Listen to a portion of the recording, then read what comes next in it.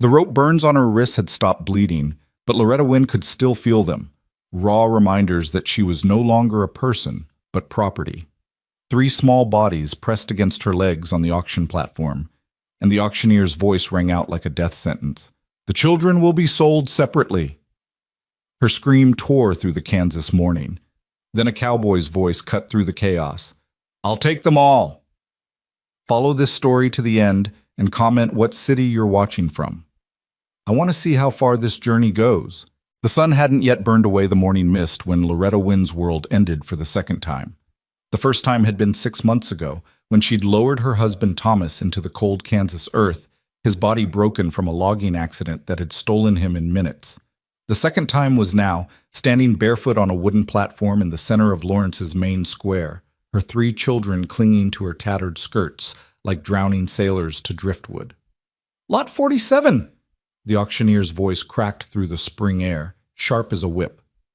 "One adult female, approximately 28 years, good health, skilled in household duties and midwifery. 3 children included, 2 boys, 1 girl." Included. As if Caleb, Molly, and little Eli were nothing more than furniture in an estate sale. Loretta's fingers found Molly's small hand and squeezed. The 5-year-old looked up at her with eyes too knowing for such a young face, eyes that had watched their father die, watched their home get seized, watched their mother's hope drain away like water through cupped hands. "Mama," Molly whispered, "my feet hurt." The platform's rough wood was splintered and hot even in the morning cool. None of them had shoes anymore. Those had been sold 3 weeks ago to pay for bread that had lasted 2 days. "I know, sweet girl." Loretta's voice came out steadier than she felt. "Just a little longer." But she didn't believe her own words. How much longer could this nightmare stretch? They'd been on this platform for nearly an hour while the auctioneer worked through lots of seized property, farm equipment, furniture, livestock, and now people. People whose debts had swallowed them whole. Thomas's debts, specifically. Debts Loretta hadn't known existed until men in fine suits appeared at her door with papers she couldn't read and numbers that didn't matter because the sum was simple. Everything she had wasn't enough. 7-year-old Caleb stood rigid beside her, his small jaw set in a way that broke her heart. He was trying to be the man of the family now, trying to be brave, but his hand trembled in hers. On her other side, 3-year-old Eli had his face buried in her skirt, thumb in his mouth, a habit she'd been trying to break him of before the world fell apart. The crowd before them was a mix of weathered farmers, stern-faced merchants, and a handful of women whose eyes held either pity or cold calculation. Loretta had learned to tell the difference. Pity was useless. Calculation meant someone was measuring her worth in dollars and work hours. "Now, folks," the auctioneer continued, a portly man named Jessup, who'd known Thomas and still wouldn't meet Loretta's eyes. "This here's a valuable acquisition. Woman's young, strong, experienced in childbed attendance. Saved 3 babies just last winter during the fever. The children stay with me." Loretta's voice rang out clear and sharp, cutting through Jessup's sales pitch. Heads turned, whispers rippled through the crowd. Jessup's face reddened. "Mrs. Wynn, we've discussed this. We've discussed nothing." She pulled her children closer, feeling their small hearts racing against her legs. "You will not separate my family." "Ma'am, the debt requires—" "I don't care what the debt requires." Her voice cracked, desperation bleeding through. "They're children, my children. You cannot—" "The children will be sold separately." The new voice came from the side of the platform, a lawyer named Thornton, all sharp angles and sharper words. He stepped forward with a leather portfolio, reading from a document. Per Kansas territorial law regarding debt seizure, dependents may be distributed independently to maximize debt recovery. The boy Caleb has value in farm labor.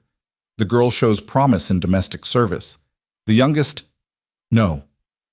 The word tore from Loretta's throat as a sob. "Please, please, I'm begging you. Mama—" Caleb's voice was high and frightened now, the man of the family facade crumbling. "Mama, what's he saying?" She couldn't answer, couldn't breathe.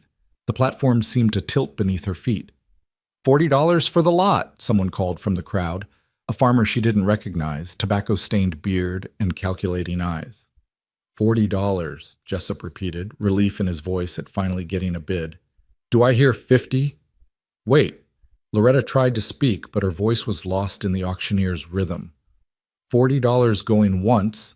They stay together. She was screaming now, dignity abandoned. You cannot take them from me. 45 for the woman alone, another voice, a merchant this time. Don't need the children. The words hit like a physical blow. Molly began to cry, silent tears streaming down her dirty face. Eli's thumb-sucking grew more frantic. $60 for the woman and the girl.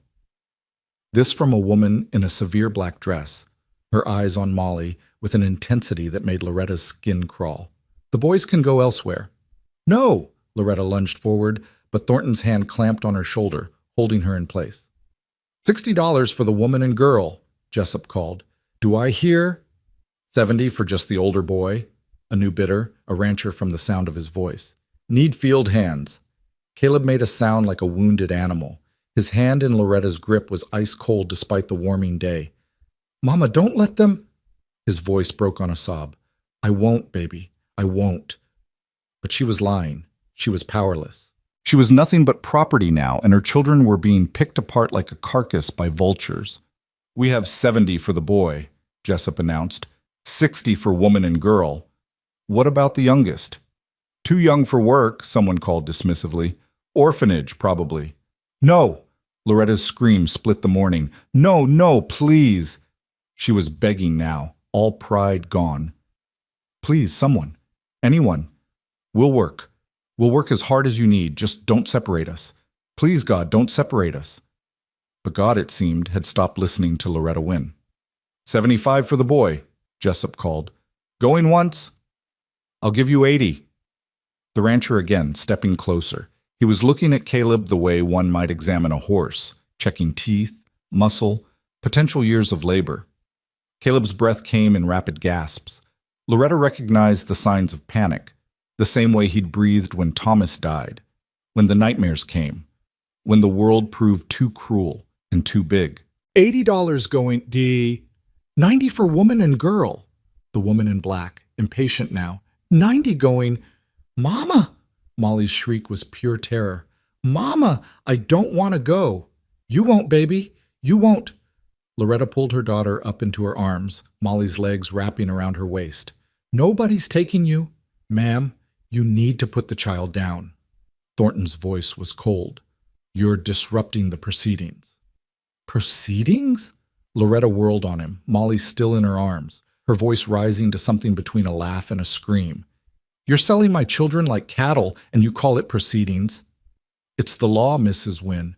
Damn your law. She was shaking now, rage and terror warring in her chest. Damn all of you. The crowd shifted uncomfortably. Some looked away. Others leaned in, hungry for drama. If you don't calm down, I'll have you removed, Thornton warned. The auction will continue without you. The threat landed like he'd meant it to. If she was removed, she wouldn't even be able to see where her children went, wouldn't be able to follow, wouldn't be able to find them. Slowly, with hands that shook so badly she could barely control them, Loretta set Molly back down on the platform. The little girl's wail was a knife to the heart. That's better. Jessup cleared his throat. Now, where were we? 90 for woman and girl. $100. The voice came from the back of the crowd, deep, quiet, but carrying a weight that made everyone turn. Loretta couldn't see who'd spoken through her tears. 100 for which lot? Jessup asked, squinting into the crowd. All of them. The crowd parted like water, and Loretta saw him for the first time. He was tall, taller than Thomas had been, with sun-darkened skin and light hair that fell nearly to his shoulders beneath a worn brown hat. His clothes were working clothes, dusty boots, faded denim, a shirt that had seen too many washings. But there was something in the way he carried himself, the set of his shoulders, the steady way he moved through the crowd, that commanded attention. He reached the platform and looked up at her, and Loretta found herself staring into the palest blue eyes she'd ever seen, eyes the color of winter sky, direct and unreadable. You want to buy all 4? Jessup sounded skeptical. That's considerably more. I know what it is. The cowboy's voice was quiet but firm. $100 for the woman and all 3 children. Together. The word together landed like a stone in still water, ripples spreading through the crowd. That's, Jessup fumbled with his papers. That's less than the separate bids would total. It's more than you'll get if you drag this out much longer. The cowboy's eyes hadn't left Loretta's face. Crowd's getting uncomfortable. You'll lose buyers. He wasn't wrong. Several people had already started to drift away, unwilling to watch the ugliness play out any further. The debt amount is $140, Thornton interjected sharply. 100 isn't sufficient. 125. The cowboy pulled out a leather pouch, counted coins onto the platform edge with steady hands. Cash. Right now. No haggling, no waiting for bank transfers. Thornton and Jessup exchanged glances. Cash was king in Kansas territory, especially in these uncertain times. Credit could fail, banks could collapse. But coin? 125 for all 4, Jessup said slowly. That leaves $15 unaccounted for. I'll pay the remaining 15 to the widow directly. The cowboy's voice was steady. As wages for work, honest wages. That's not how this works, Thornton began. That's how it's working today. The cowboy's voice didn't rise, but something in it made Thornton take a step back. You have buyers running away, a woman and children in distress, and a debt that needs settling. I'm offering cash, right now, or we can stand here arguing while your crowd disappears and you end up with nothing. A long moment of silence.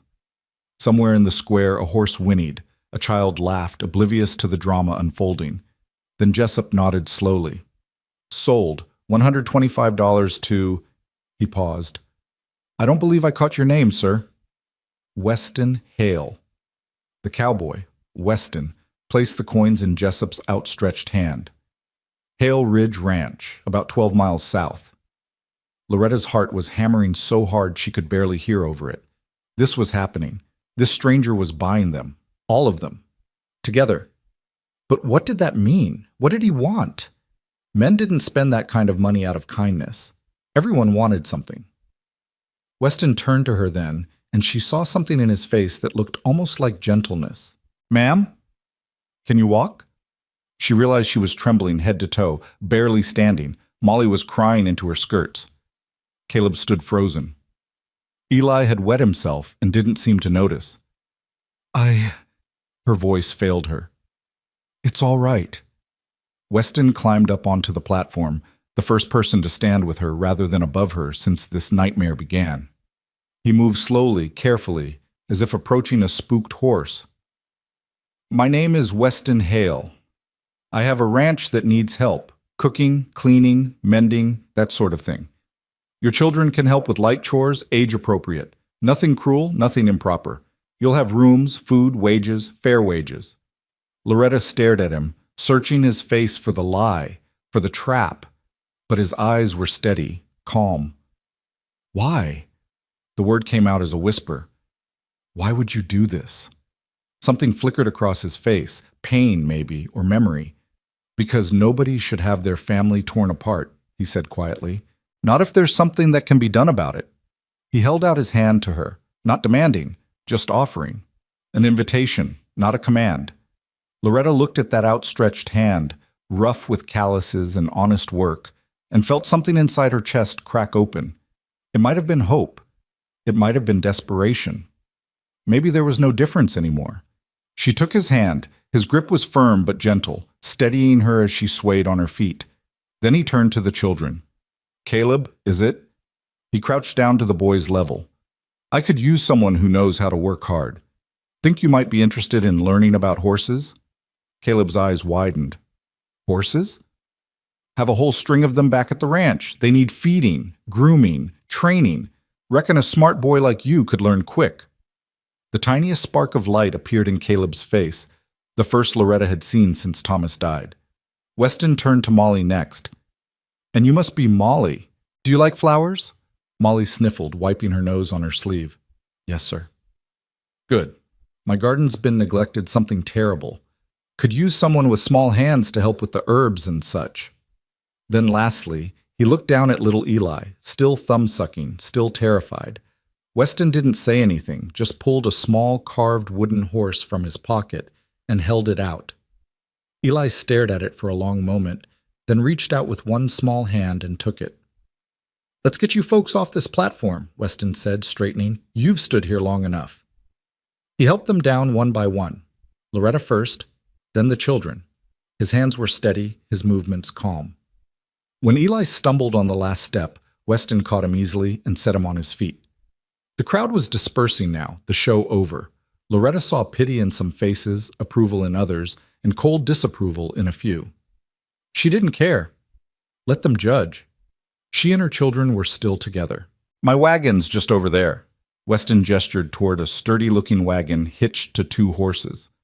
"It's about 2 hours to the ranch. You all hungry?" Hungry? The word seemed to come from another lifetime. When had they last eaten? Yesterday? The day before? "Yes, sir," Caleb said, his voice small. "Well, we'll fix that soon enough." Weston started walking toward the wagon, moving slow enough that the children could keep up. "Mrs. Wynne, how long since you've eaten?" "I don't remember." It was the truth. The days had blurred together into a haze of fear and hunger. "Right." Weston's jaw tightened. "Well, that changes today." He helped them into the wagon bed, where blankets were folded neatly in one corner. Loretta sank down onto them, her children clustering around her like chicks around a hen. The blankets were clean, well made, better than anything they'd had in months. Weston climbed into the driver's seat and clicked to the horses. The wagon lurched into motion, and Lawrence Square, with its auction platform and hard-eyed bidders, began to fall away behind them. Loretta sat in the wagon bed, her arms around all 3 children, and tried to process what had just happened. One moment she'd been watching her world end. The next, a stranger had stepped in and changed everything. But why? The question gnawed at her. Men didn't do things without reason. What did Weston Hale really want? As if sensing her thoughts, Weston called back over his shoulder, "I imagine you have questions, ma'am." "Several." Her voice was hoarse. "Fair enough. Ask away." What exactly are you expecting from us?" "Told you. Help around the ranch. Cooking, cleaning, mending, garden work, basic chores. Your boy can help with the horses if he wants, your daughter with the herbs. The little one can just be a little one for a while." "And that's all?" There was a pause. When Weston spoke again, his voice was gentler. "Ma'am, I know what you're asking, and I know you got no reason to trust me. But I'm not that kind of man, never have been. You'll have your own quarters, your own space. Locked door if you want it. This is employment, nothing more, nothing less." Loretta wanted to believe him. God, how she wanted to believe him. But trust was a luxury she couldn't afford anymore. "Why did you buy us?" she asked quietly. "The truth." Another pause. The wagon wheels creaked. A meadowlark sang from a fence post. "Had a sister once," Weston said finally, his voice so quiet she almost missed it. "Sarah. She was younger than me. Sweetest thing you ever saw. Our daddy died when I was 12, she was 9. Our mama did her best, but we had debts. Not as bad as what you faced, but bad enough." He went silent. Loretta waited. "They separated us," he continued, his voice flat now. "Sold me to a ranch hand who needed help, sent Sarah to a family in Missouri who wanted a household girl. I was going to find her soon as I was old enough, soon as I saved enough money." "What happened?" Loretta asked, though part of her didn't want to know. "Cholera. Took her when she was 11. I didn't even know until 3 months after she was gone." His hands tightened on the reins. "I swore that day that if I ever had the means, if I ever saw a family about to be torn apart, I'd do something about it." The words hung in the air between them, heavy with old grief. "I'm sorry," Loretta whispered. "Me too." Weston's shoulders were rigid. "But that's why. That's the truth of it. I got the money, you needed help, and those children deserve to stay with their mama. Simple as that." It wasn't simple at all, Loretta thought. Nothing about this was simple. But looking at the set of his shoulders, the way his hands held the reins with quiet competence, she thought maybe, just maybe, he was telling the truth. "Thank you," she said quietly. For what you did back there. For keeping us together. No thanks needed, ma'am. Just... He glanced back at her, those pale blue eyes meeting hers for a moment. Just get some rest. You're safe now. All of you. Safe. The word felt foreign, dangerous, like believing in it might jinx everything. But Caleb had already curled up against her side, his breathing evening out. Molly's head was in her lap. Even Eli had stopped crying, the wooden horse clutched in one small fist. Loretta let her head fall back against the wagon side and closed her eyes. The sun was warm on her face. The wagon rocked gently. And for the first time in 6 months, she let herself stop fighting. Just for a moment. Just long enough to breathe. The Kansas prairie stretched out around them. Endless sky, waving grass, the promise of horizon. Somewhere ahead was Hale Ridge Ranch. Somewhere ahead was whatever came next. But right now, in this wagon, her children were still hers. They were together. They were breathing. It was enough. It had to be enough. The wagon rolled on. They'd been traveling for about an hour when Weston pulled the wagon to a stop near a small creek. Loretta's eyes snapped open. She hadn't meant to doze, hadn't meant to let her guard down, but the children had fallen into exhausted sleep around her. Easy, Weston said, holding up a hand. Just thought we could use a break. Water the horses, stretch our legs. He climbed down and began unhitching the horses, moving with the easy efficiency of someone who'd done the task 1,000 times. Loretta carefully extracted herself from the tangle of sleeping children and climbed down on shaky legs. The creek was narrow but clear, running over smooth stones. Trees provided dappled shade. It was beautiful in a simple way that made Loretta's chest ache. When had she last noticed beauty? There's a canteen by the seat, Weston said, leading the horses to drink. Help yourself. She found it and drank deeply, the water cool and sweet. She hadn't realized how thirsty she was. The children? Weston asked. Sleeping. Loretta sat down on the grass, her legs simply giving out. They haven't slept well in a long time. Can't imagine they have. Weston finished with the horses and came to sit nearby. Not too close, she noticed, keeping a respectful distance. You either, I'd wager? No. She watched the water flow over the rocks, hypnotic and soothing. Not since Thomas died. Your husband? She nodded. Logging accident. A tree fell wrong. He was gone before the doctor even arrived. I'm sorry. Everyone's sorry. The words came out more bitter than she'd intended. Sorry doesn't pay debts. No, Weston agreed quietly. It doesn't. They sat in silence for a while. A dragonfly hovered over the water. The horses drank their fill and began cropping grass. Mr. Hale, Loretta began. Weston, just Weston. Weston, then. I need to know what you're expecting. Truly, I need to know what we're walking into. He was quiet for a long moment, his eyes on the creek. When he spoke, his voice was measured, careful. I have a ranch. It's not huge, but it's mine. About 300 acres, 40 head of cattle, 8 horses, small orchard, good well, decent house. But it's been lonely. I've been managing alone for 3 years now, since my partner moved east. House needs a woman's touch, gardens overgrown, meals or whatever I can throw together. I need help, and you need work. Seemed like a fair trade. What happened to your partner? Loretta asked. Married a woman who didn't much like ranch life. They moved to St. Louis. A wry smile touched his mouth. Can't say I blame her. This life isn't for everyone. And you've been alone since then? Mostly. I hire hands sometimes for roundup, but day to day it's just me. Loretta studied him, this stranger who'd changed her life with $125. He couldn't be more than 30, she thought. Young to own a ranch. Young to be alone. But there was something old in his eyes, the same kind of old she saw in her own mirror lately. You asked what I'm expecting, Weston continued. Here's the truth, plain as I can make it. I need someone to keep house. Cooking, cleaning, that sort of thing. Garden work if you're able. Your boy can help with livestock, your girl with lighter chores. Little one can just be little. I'll pay you weekly wages on top of room and board. Not a fortune, but fair. You'll have your own space, your own time.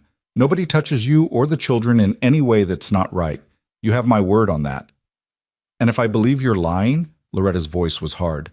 If I think you're planning something else, then you leave. Weston met her eyes steadily. I'll give you a horse, supplies, enough money to get to the next town. No questions asked. You're not prisoners, Mrs. Wynne. You're employees. Big difference.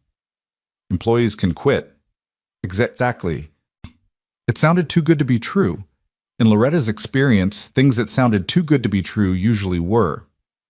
Why aren't you married? She asked bluntly. Weston blinked, caught off guard. What? You're what, 28? 30?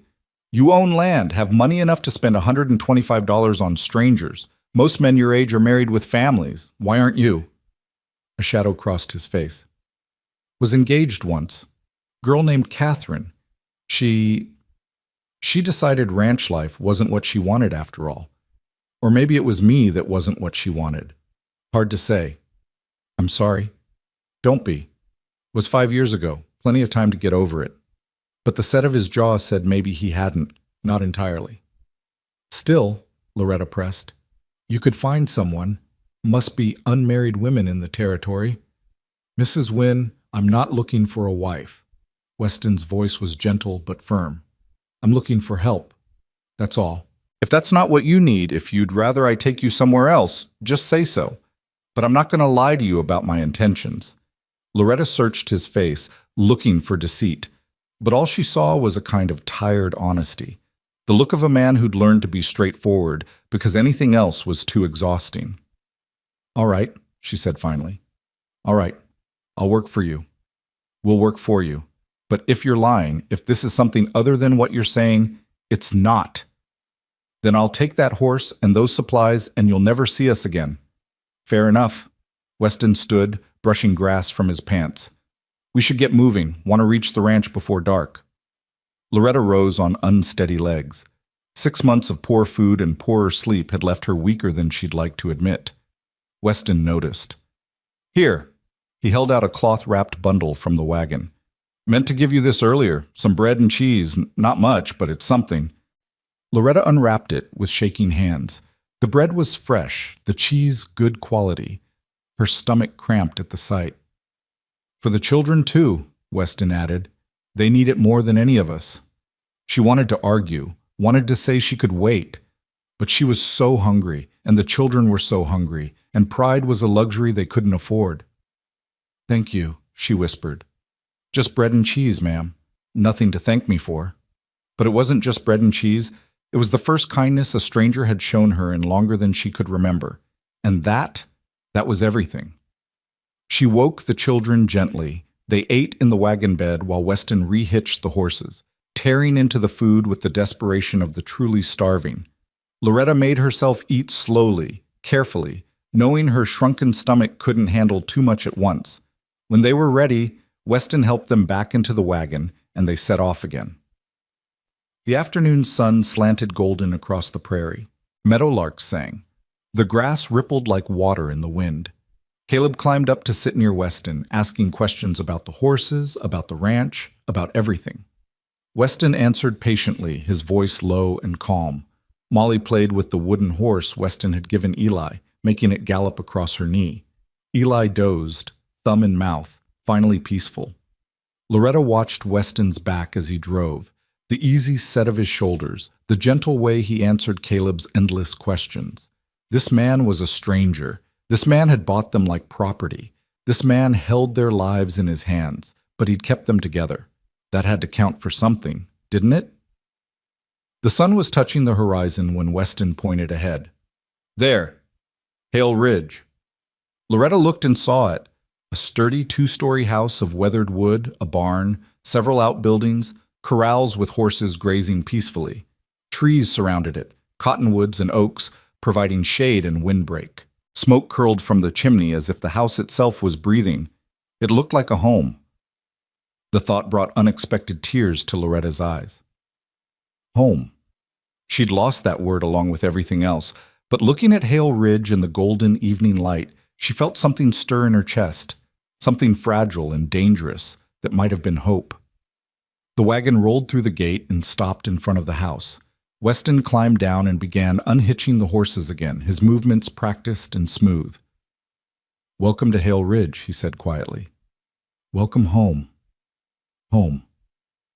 Loretta helped her children down from the wagon and stood in the dusty yard, looking at the house that might, just might, be their salvation. Or their doom. Only time would tell. But for now, for this moment, they were together. They were safe. They were home.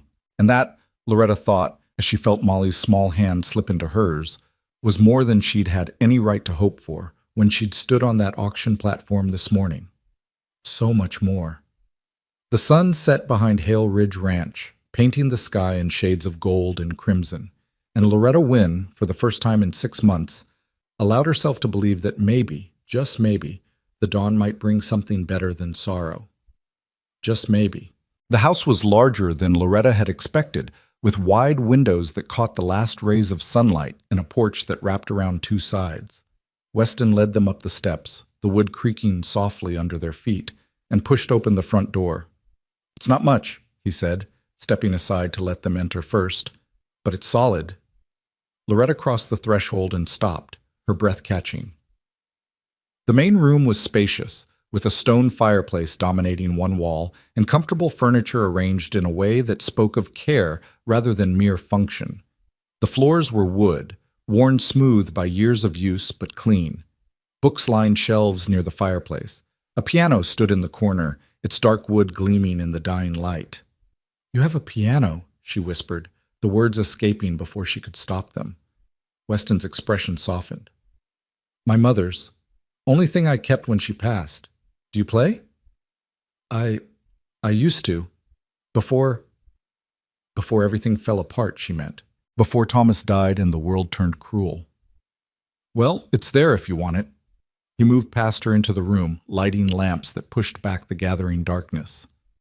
"Kitchen's through here. 3 bedrooms upstairs, 1 down here that I use. Figured you and the children could take the upstairs." Caleb and Molly stood close to Loretta, their eyes wide as they took in their surroundings. Eli had fallen asleep again in her arms, his small body heavy with exhaustion. "Come on," Weston said gently. "Let me show you the rest." He led them through the house with quiet pride, pointing out the kitchen with its large wood stove and pump that brought well water right to the sink, the pantry stocked with provisions, the dining table that could seat 8. Everything was clean but lived in, cared for but clearly maintained by a single person doing his best. Upstairs, 3 bedrooms opened off a central hallway. The largest had a double bed with a patchwork quilt, a dresser, and a window that looked out over the prairie. "This was my parents' room," Weston said. "Thought you might want it, Mrs. Wynne. The 2 smaller rooms could be for the children, or they could share one and you could use the other for, well, whatever you need." Loretta set Eli down on the bed carefully. The little boy didn't wake, just curled into a ball on the quilt. She ran her hand over the fabric, feeling the careful stitches, the love that had gone into making it. "This is too much," she said quietly. "It's just rooms that aren't being used." Weston leaned against the doorframe, his arms crossed. "Seems a waste to leave them empty." "Mr. Hale, Weston, I don't know how to... I can't..."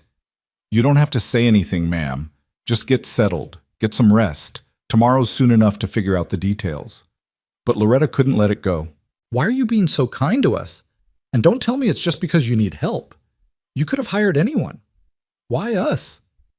Weston was quiet for a long moment, his eyes distant. When he spoke, his voice was soft.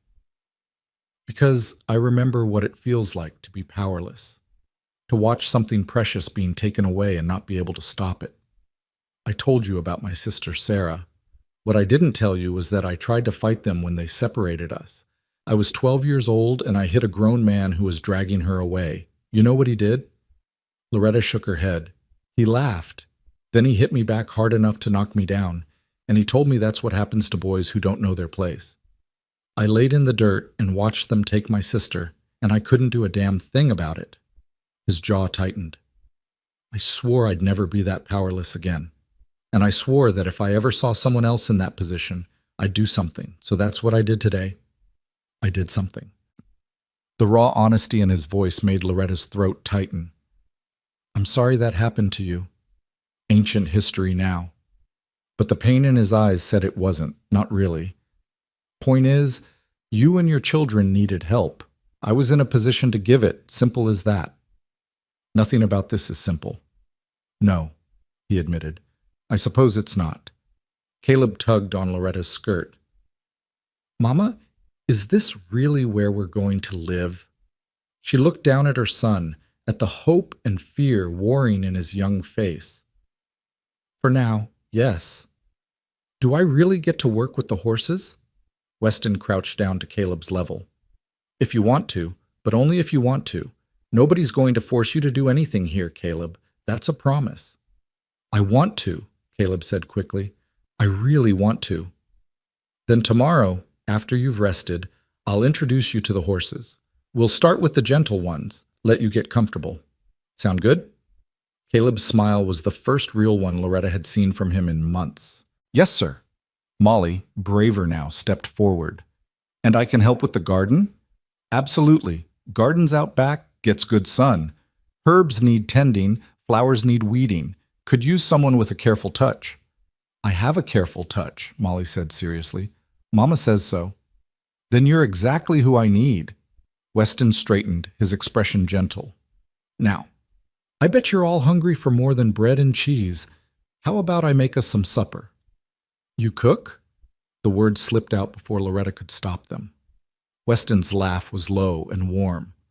Well, I haven't starved yet, though that's more stubbornness than skill. But I can manage bacon and eggs, biscuits if I'm feeling ambitious. It's not fancy, but it'll fill your bellies. I can cook, Loretta said quickly.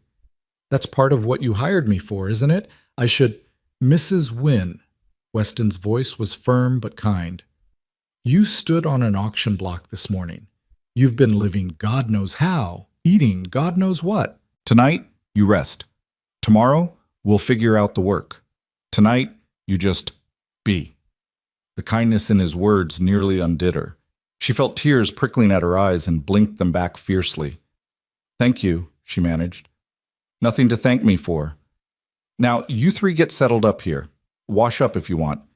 There's a basin and pitcher in each room, fresh water in the kitchen. I'll call you when supper's ready. He left, his boots heavy on the stairs. Loretta sank down onto the bed beside Eli, suddenly exhausted beyond measure. Caleb and Molly climbed up beside her, and for a moment they just sat there, the three conscious members of their fractured family, trying to comprehend the turn their lives had taken. Mama? Molly whispered. Is he a good man? I don't know, sweet girl. I hope so. He gave me a horse. Molly held up the carved wooden toy that Weston had given Eli. Well, he gave it to Eli, but Eli let me play with it. That was nice of him. It was. And he didn't yell, Caleb added. Even when everyone was bidding and you were scared, he didn't yell. Just talked normal. I noticed that too. Papa used to yell sometimes, Caleb said quietly, when he was worried about money. He didn't mean it mean, but he yelled. Loretta pulled her son close. Your papa loved you very much. He was just scared sometimes. We all are. Are you scared now, Mama? Honesty warred with the desire to protect them from more fear. Honesty won. Yes, but maybe a different kind of scared. Not the same as this morning. What kind of scared? Scared that this might be too good to be true. Scared that something will go wrong, but also, she paused, searching for words, also hopeful, and I haven't felt hopeful in a very long time. They sat together in the dimming room as the last light faded from the windows. Below them, Loretta could hear Weston moving around the kitchen, the clink of pans and the crackle of fire being built in the stove. Normal sounds. Home sounds. Come on, she said finally. Let's wash up before supper. They found the basin and pitcher exactly where Weston had said, filled with fresh water that smelled faintly of minerals from the well. Loretta washed her children's faces and hands gently, tenderly, seeing them clearly for perhaps the first time in weeks. Caleb had grown thinner, his cheeks hollow. Molly's hair was a tangled mess that would take hours to comb out properly. Eli's little body was all sharp angles and fragile bones. They looked like what they were, children who'd been through hell and somehow survived. But they were here now. They were safe. They were together. She washed her own face last, catching a glimpse of herself in the small mirror above the dresser. The woman staring back looked like a stranger, gaunt, hollow-eyed, aged beyond her years. When had she gotten so old? She was only 28, but the face in the mirror could have been 40. "Mama, you're pretty," Molly said suddenly, as if reading her thoughts. "Oh, sweet girl, I'm a mess." "No," Molly insisted. "You're pretty. You're the prettiest mama." Loretta gathered her daughter into her arms and held on tight, breathing in the little girl's smell of her, grateful beyond words for this fierce, loving child. "Supper's ready," Weston's voice drifted up the stairs. They made their way down carefully, Loretta carrying Eli, who'd woken confused and cranky. The kitchen was warm and bright, the table set with mismatched plates and solid utensils. Weston stood at the stove, transferring bacon and eggs onto platters with the careful concentration of someone who didn't cook often, but was determined to do it right. "Biscuits are in the oven," he said without turning. "Should be ready in a minute. Sit down, please. Make yourselves comfortable." Loretta settled the children at the table and sat down herself, feeling strangely formal. This was her employer, she reminded herself. This was the man who'd bought her labor for room, board, and $15 still owed. This wasn't charity. This was business. But it didn't feel like business when Weston set the platters on the table and smiled at Molly's wide-eyed wonder at the amount of food. "Dig in," he said. "There's plenty." The children needed no second invitation. They fell on the food with desperate hunger, and Loretta had to remind them to slow down, to chew properly, to not make themselves sick. Weston watched them with something like sadness in his eyes. "When did they last have a full meal?" he asked quietly. "I don't remember. Weeks, maybe. I was selling everything we had for bread and milk. Toward the end, there wasn't even that." "Jesus." Weston's voice was rough. He stood abruptly and pulled the biscuits from the oven, setting them on the table. "Well, that changes now. From now on, 3 meals a day. More if they're hungry. Mr. Hell, I can't let you, Yes, you can. They're children, Mrs. Wynne. Children need to eat." He sat back down, his expression fierce. "And for God's sake, call me Weston. Mr. Hale makes me feel like my father." "All right, Weston. But only if you stop calling me Mrs. Wynne. It's Loretta." Something shifted in his expression, softened. "Loretta, that's a good name." "It was my grandmother's. She'd be proud of you." "I don't know about that." Loretta forced herself to eat, though her stomach had shrunk so much that even a small portion felt like too much. "I let my children nearly starve. I let us end up on an auction block. I don't think there's much to be proud of." "You kept them alive." Weston's voice was steady. "You kept them together as long as you could. You stood up there and begged for them when most people would have just given up. That takes strength, Loretta. Real strength." She had no answer to that, so she focused on her plate, on the miracle of hot food and full bellies. Around her, her children ate with the single-minded intensity of the truly hungry, and she felt her heart crack open a little more. "Thank you," she whispered, "for all of this." "You're welcome. But Loretta, you don't have to keep thanking me. This isn't charity. You're going to work for this. You're going to earn every bit of it." "I will, I promise. I'll work harder than anyone you've ever—" "I don't doubt it. But maybe we start with just getting through tonight, Rest of it can wait for tomorrow."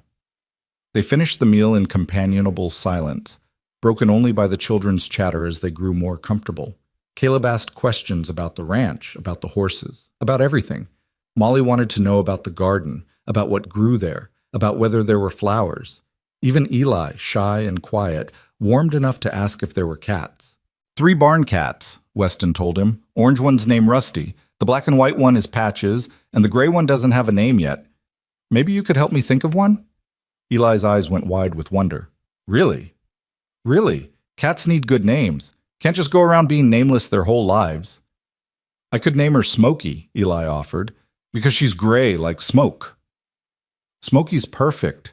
Consider her officially named. The smile that spread across Eli's face was pure sunshine. Loretta felt tears prick her eyes again and blinked them back. How long since her children had smiled like this? How long since they'd had anything to smile about? After supper, Weston helped clear the dishes over Loretta's protests. You cooked? I'll clean. That's the rule when I'm cooking. Which, Fair warning isn't very often, so you might want to take advantage. Tomorrow I'll cook, Loretta said firmly, and I'll do it properly. Looking forward to it. My biscuits are passable at best. He pumped water into the sink and began washing plates with the efficient movements of a man used to doing for himself. In the meantime, why don't you get the children settled for bed? There are quilts in the closet upstairs if you need more blankets. Loretta gathered her exhausted children and herded them back upstairs. She found the quilts exactly where Weston had said, beautiful handmade things that spoke of care and time and skill. She made up beds for Caleb and Molly in the two smaller rooms, though both children insisted on staying with her at first. Just for tonight, she agreed, too tired to argue. Tomorrow you can sleep in your own rooms. She tucked them into the big bed together, all three of them, the way they'd slept during the worst nights after Thomas died. They fell asleep almost instantly, their small bodies finally relaxing into the safety of full bellies and soft mattresses. Loretta sat on the edge of the bed and watched them sleep, these three miracles she'd somehow kept alive. In the lamplight, they looked peaceful, young, like children should look. Downstairs, she could hear Weston moving around, the sound of dishes being put away, the stove being banked for the night. Normal sounds, safe sounds. She should go down, she thought. Should thank him again, should ask about tomorrow's duties, should establish the boundaries of this strange new arrangement. But exhaustion pulled at her like a physical weight, and the bed was soft, and her children were warm beside her. Tomorrow, she decided. Tomorrow would be soon enough for everything else.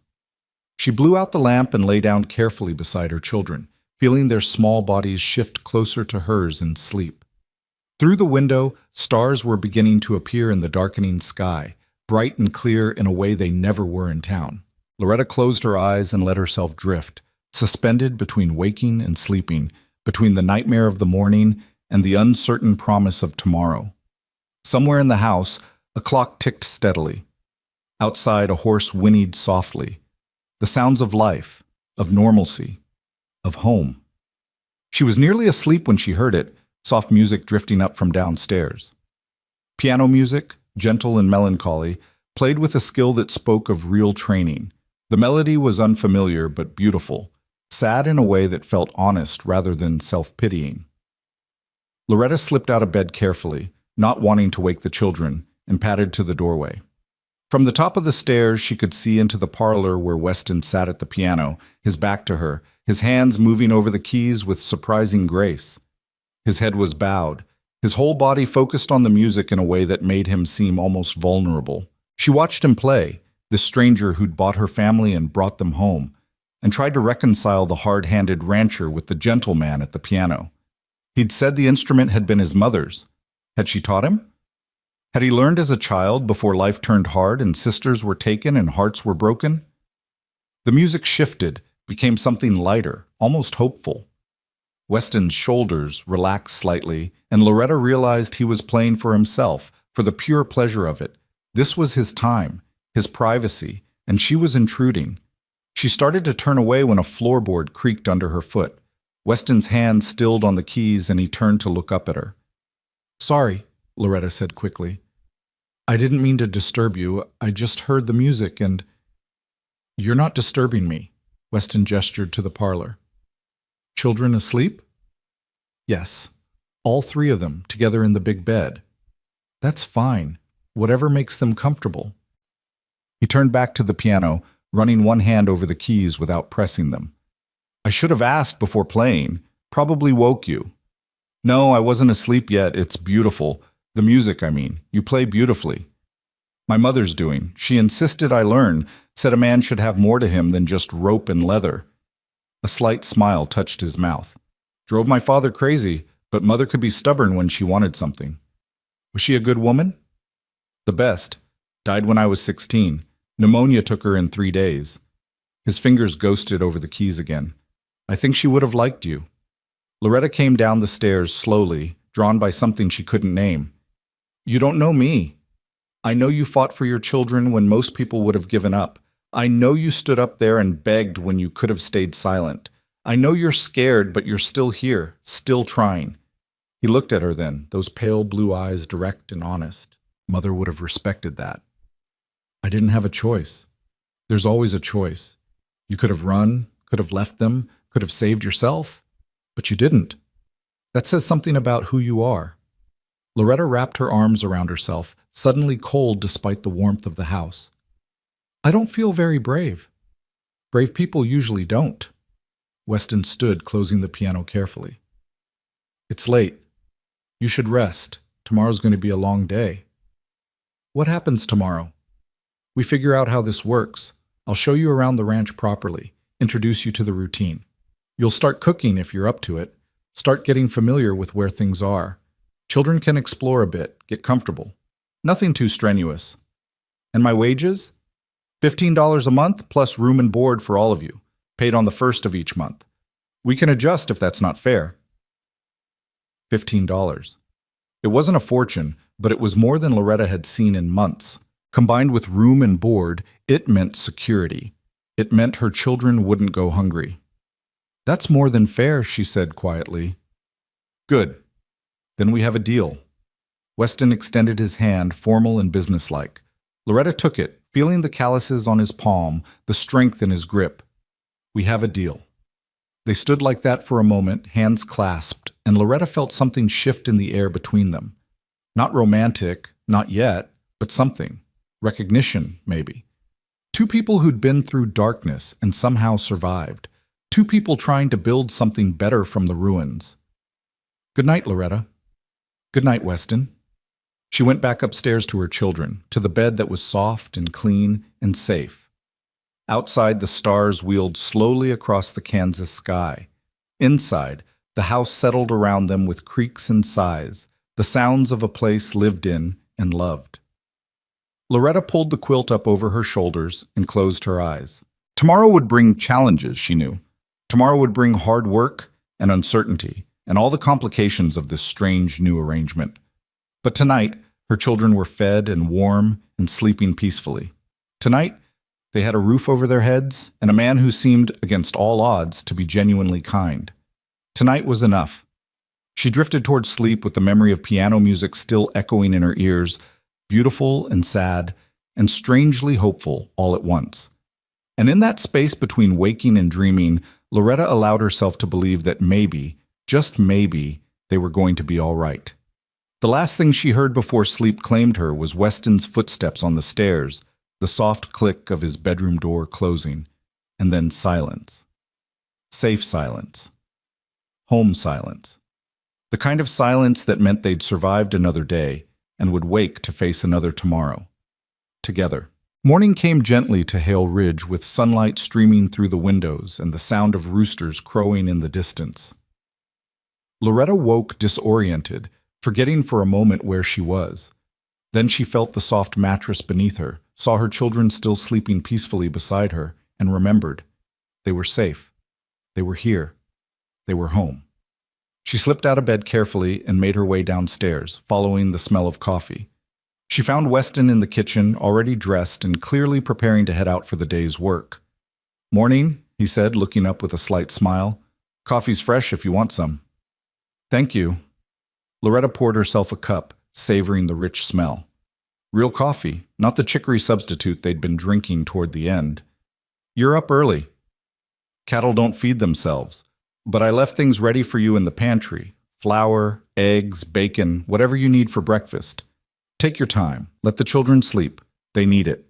"What time do you want breakfast?" "Whenever you can manage it. I'll grab something quick now and come back around 8 or so." "That give you enough time?" "More than enough." Loretta set down her cup, feeling the need to establish her role clearly. "Weston, I need to know the routine. When you want meals, what you expect done each day, how you like things managed. I can't do my job properly if I don't know what you need." He considered this, leaning against the counter. "All right, fair point. Normally I'm up around 5, out checking the animals by 5:30. Breakfast whenever it's ready. 7 or 8 suits me fine. Midday meal I usually skip or just grab something cold. Supper around 6. As for the rest," he gestured around the kitchen.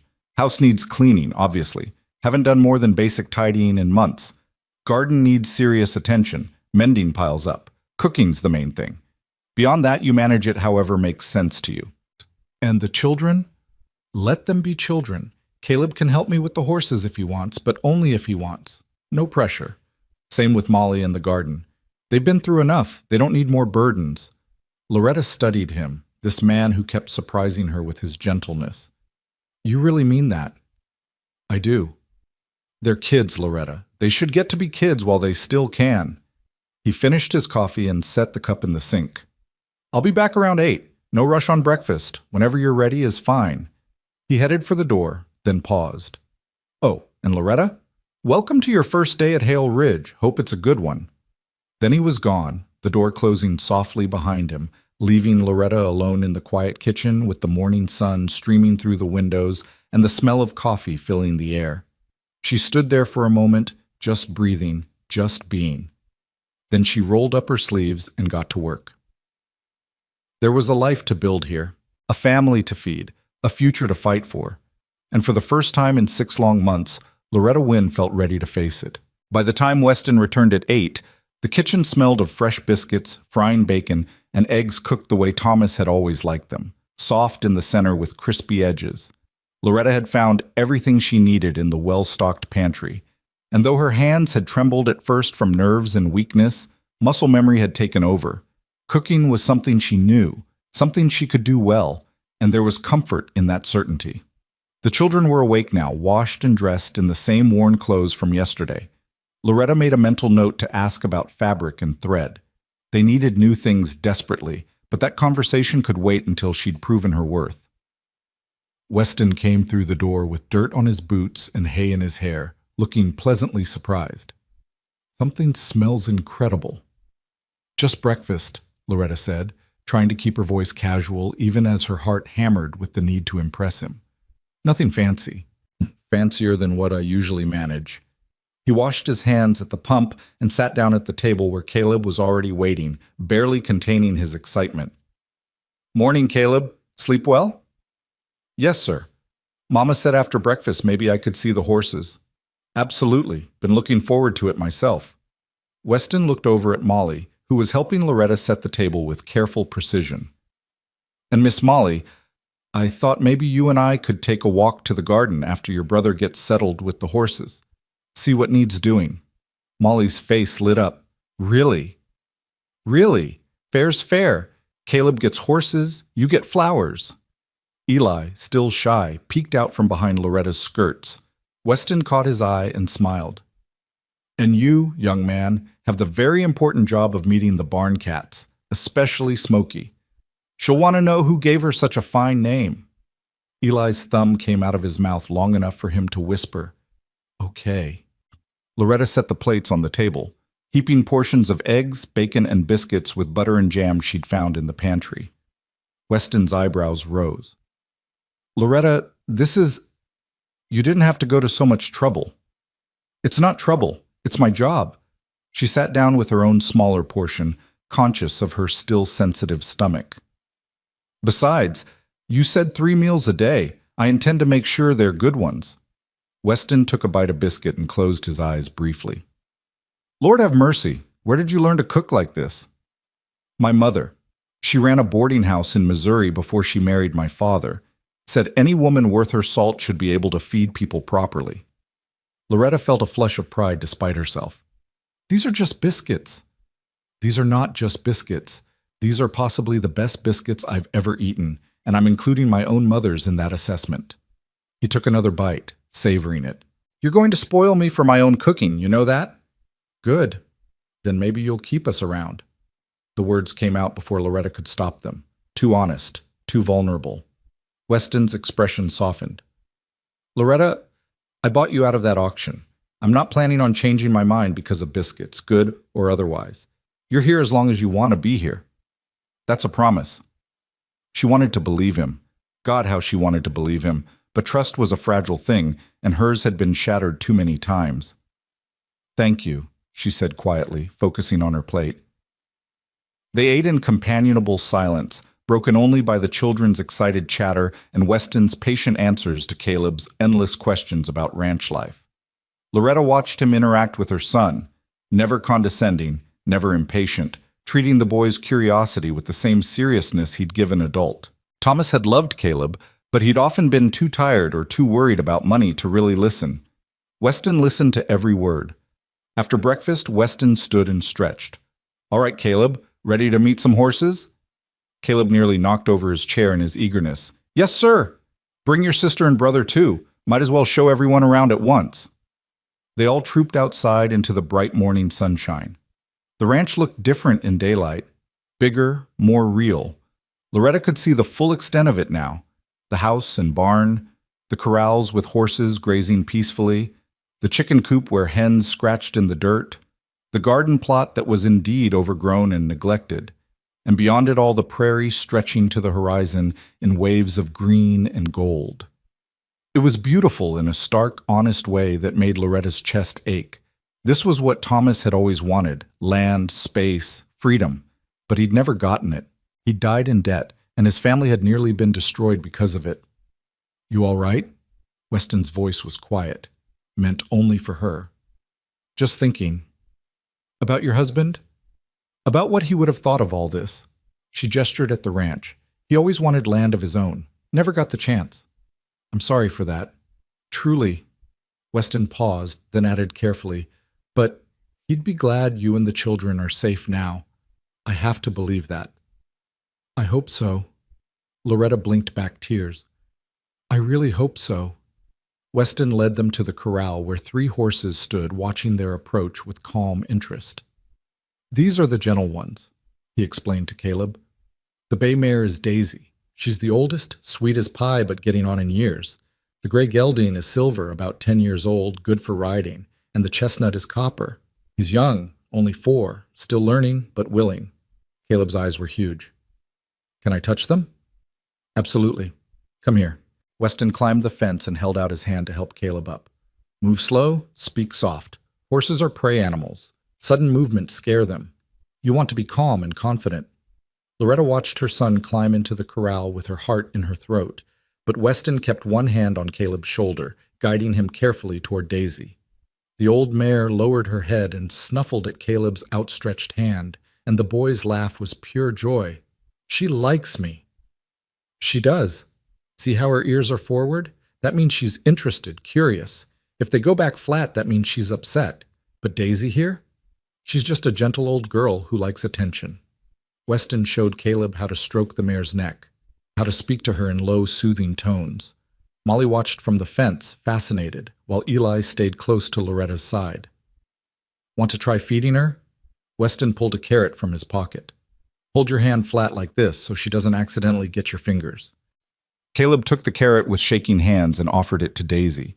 The mare took it delicately, crunching with obvious pleasure, and Caleb's face split into the widest smile Loretta had seen since before Thomas died. "Mama, did you see? I fed her! I fed a horse!" "I saw, sweetheart. You were very brave." "Not brave," Caleb said seriously. "Weston says horses smell fear, so I just wasn't scared." "Smart thinking." Weston ruffled the boy's hair. "You're a natural. Few more days and you'll be helping me with all of them."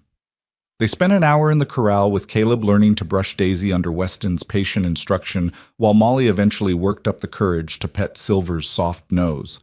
Even Eli ventured close enough to touch Copper's mane, though he stayed safely behind Loretta the entire time. When they finally left the horses, Weston led Molly to the garden while Caleb ran off to find the barn cats with strict instructions to be gentle. Loretta followed Weston and Molly, carrying Eli on her hip. The garden was indeed a mess, weeds choking out what had once been neat rows, herbs growing wild and untended, flowers strangled by aggressive grass. But underneath the neglect, Loretta could see the bones of something beautiful. Someone had planned this garden with care, had chosen plants that would thrive in Kansas soil, had built raised beds and stone pathways. "My mother's work," Weston said, following her gaze. "She loved this garden, spent hours out here. After she died, I kept it up for a while, but then—" He trailed off, gesturing at the overgrown mess. "Life got busy. I told myself I'd get to it eventually. Eventually, never came."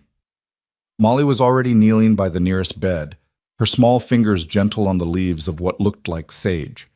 "It's still pretty, just sleepy." "Sleepy?" Weston smiled. "Mama says gardens get sleepy when nobody tends them. They're not dead, just waiting for someone to wake them up again. Your mama's a wise woman. Weston crouched beside Molly. Think you could help wake this one up? I think so, if you show me what to pull and what to keep. Deal. We'll start tomorrow. Take it slow. No rush. Loretta watched her daughter run careful hands over the plants, already categorizing, already planning, and felt a surge of pride.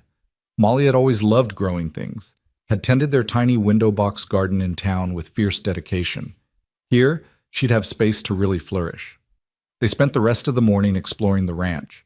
Weston showed them the chicken coop where 24 hens roosted, the spring house where milk and butter stayed cool, the woodshed stacked high with split logs, the workshop where tools hung in neat rows.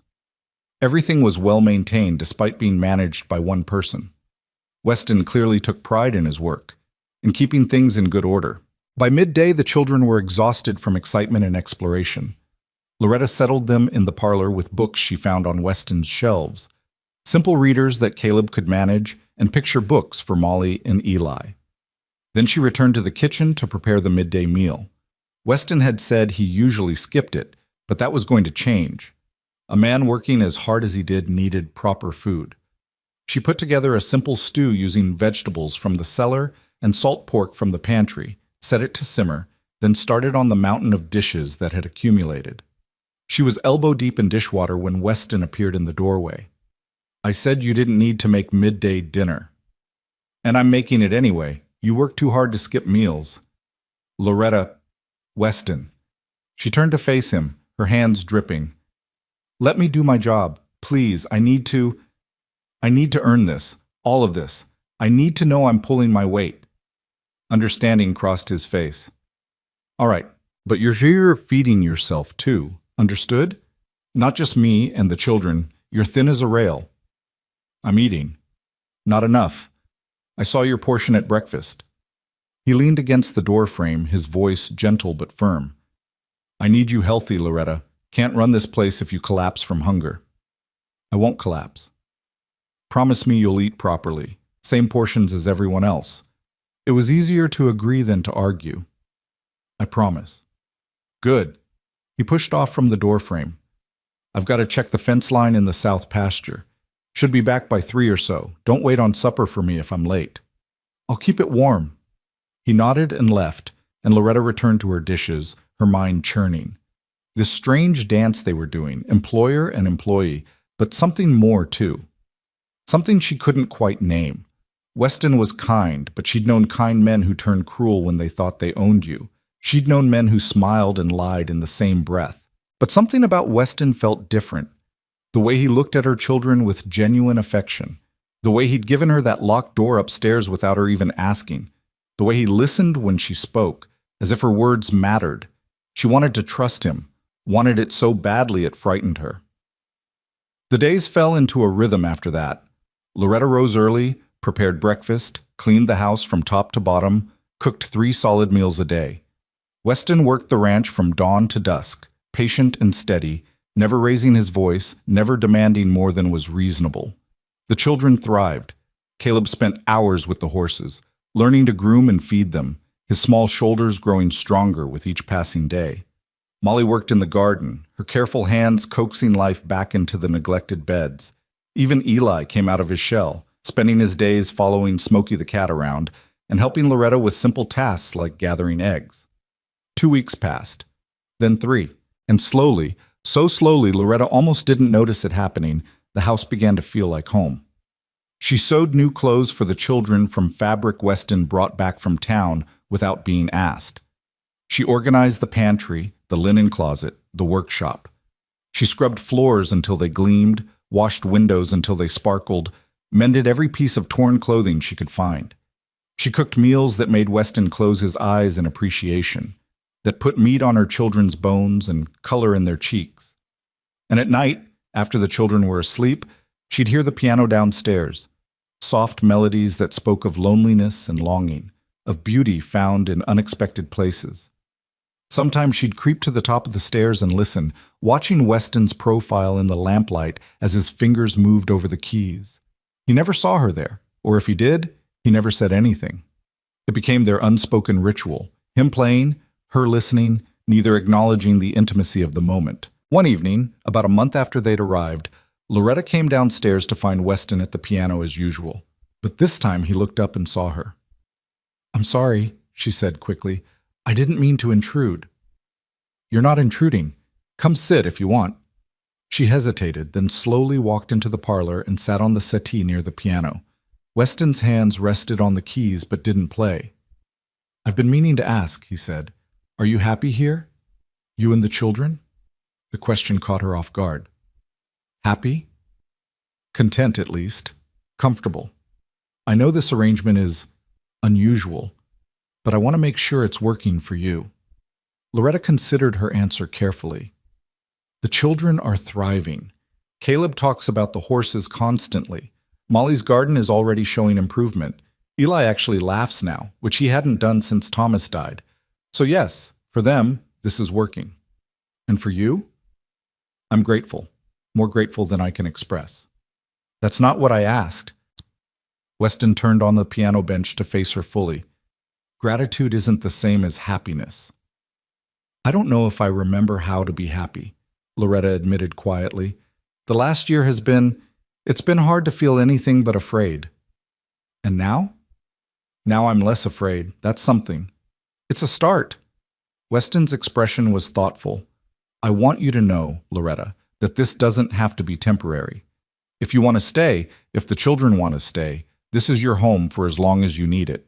"You say that now, but nothing. I mean it." He leaned forward, his elbows on his knees, his voice earnest.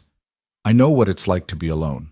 I know what it's like to come home to an empty house every night, to eat meals in silence, to have no one to talk to except the horses. Having you and the children here, it's changed things. Made this feel like a home again instead of just a place I sleep." Loretta's throat tightened. "We've disrupted your whole life." "You've improved my life. There's a difference." He smiled slightly. "I haven't eaten this well in years. The house has never been cleaner. And for the first time since my mother died, there's laughter here. Real, genuine laughter. That's worth more than you know." "The children adore you," Loretta said softly. "Caleb talks about you like you hung the moon. Molly made you a flower crown last week, but was too shy to give it to you. Eli asked me yesterday if you were going to be his new papa." Something flickered across Weston's face. Surprise, maybe, or longing. "What did you tell him?" "I told him that you're our friend, that you've been very kind to us. I didn't know what else to say." "Friend is good. Friend works." But there was something in his voice, something that suggested maybe friend wasn't quite enough. "Though I'll admit, if Molly made me a flower crown, I'd be honored to wear it." "Really?" "Really. Tell her to bring it to me tomorrow." "I'll wear it while I work." Loretta laughed despite herself, imagining this serious rancher wearing a crown of flowers while tending cattle. "You'll look ridiculous." "Probably. But Molly's feelings are more important than my dignity." He grinned. "Besides, the horses won't judge." They sat in comfortable silence for a moment, the lamplight warm around them. Then Weston turned back to the piano. "Do you still play?" he asked. "You said you used to." "Not in years. I'm sure I've forgotten everything." "Only one way to find out." He slid over on the bench, making room. "Come on, humor me." Loretta's heart hammered. Sitting that close to him, sharing the bench, felt dangerous somehow, intimate. But his expression was open, expectant, and she found herself standing and crossing to the piano before she could talk herself out of it. She sat carefully on the edge of the bench, leaving space between them. Her hands trembled as she lifted them to the keys. "I really don't remember much," she warned. "Doesn't matter. Just play something. Anything." She pressed a key tentatively, then another. Her fingers fumbled, searching for a melody she'd learned as a girl. It came back slowly, hesitantly, a simple piece her mother had taught her, sweet and uncomplicated. She made mistakes, hit wrong notes, but gradually the music began to flow. Beside her, Weston was perfectly still, listening. When she finished, he was quiet for a long moment. "That was beautiful," he said finally. "It was clumsy." "It was honest. That's better than perfect." Loretta looked down at the keys, at her work-roughened hands. When had she last done something just for the pleasure of it? When had she last made music instead of just surviving? Play with me, Weston said. I'll take the lower keys, you take the higher. We'll figure it out as we go. I don't know if I can. Try. That's all. Just try. So she did. He started a simple melody in the bass, and she joined him tentatively in the treble. They stumbled at first, searching for harmony, but gradually they found it. A simple duet that shouldn't have worked, but somehow did. They played together in the quiet house while the children slept upstairs and the Kansas night pressed close against the windows. When they finally stopped, Loretta realized she was crying. Silent tears streaking down her face, her chest tight with emotion she couldn't name. Hey, Weston said softly. What's wrong? Nothing. Everything. I don't know. She wiped at her face roughly. I haven't felt this normal in so long. Haven't done something just because it felt good. I'd forgotten what that was like. Then we'll do it more often. Music, I mean, if you want. I'd like that. She stood abruptly, needing distance, needing air. I should go, check on the children. Loretta, wait. Weston stood too, his expression serious.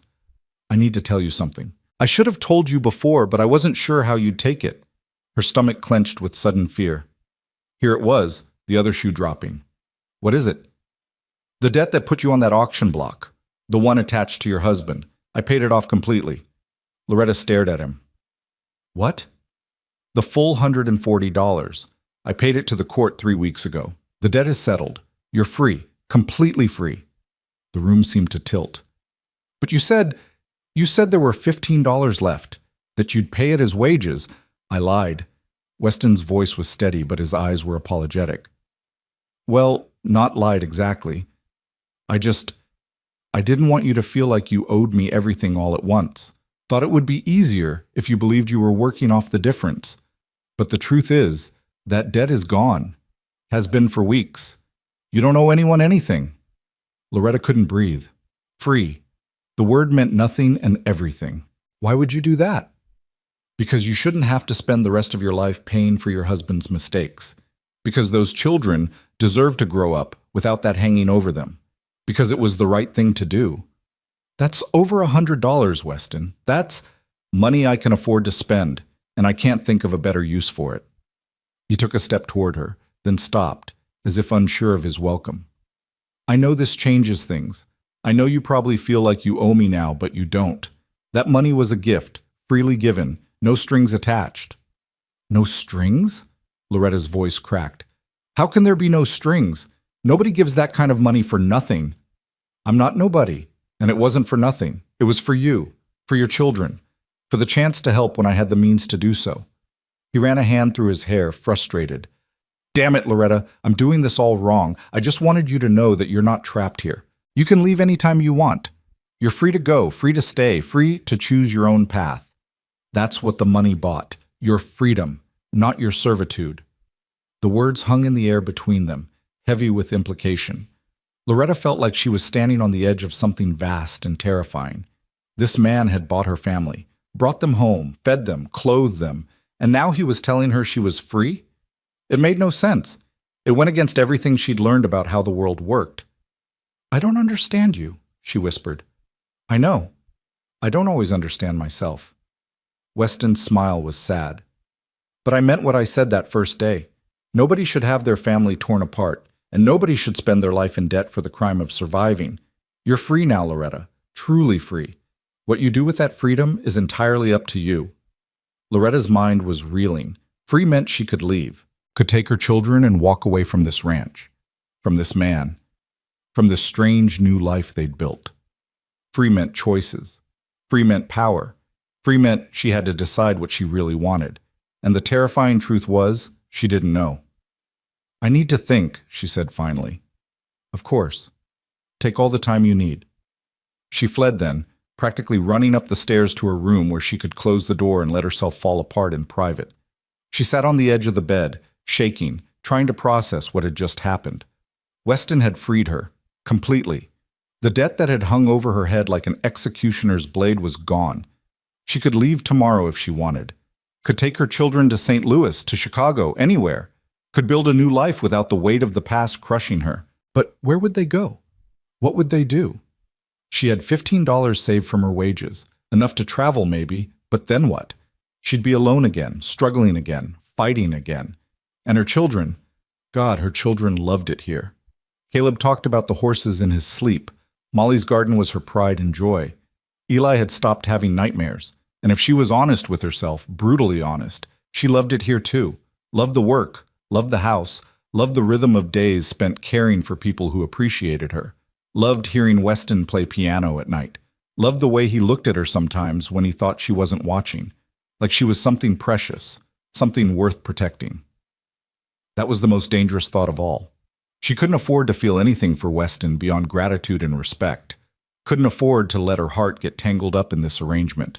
Because men changed, kindness turned to cruelty, and she'd already lost one husband to circumstances beyond her control. She couldn't risk her heart on another man who might leave or change or decide one day that he wanted something different, but Weston wasn't asking for her heart. He was just offering freedom. Wasn't he? Downstairs, the piano started again. That same melancholy melody he'd been playing for weeks.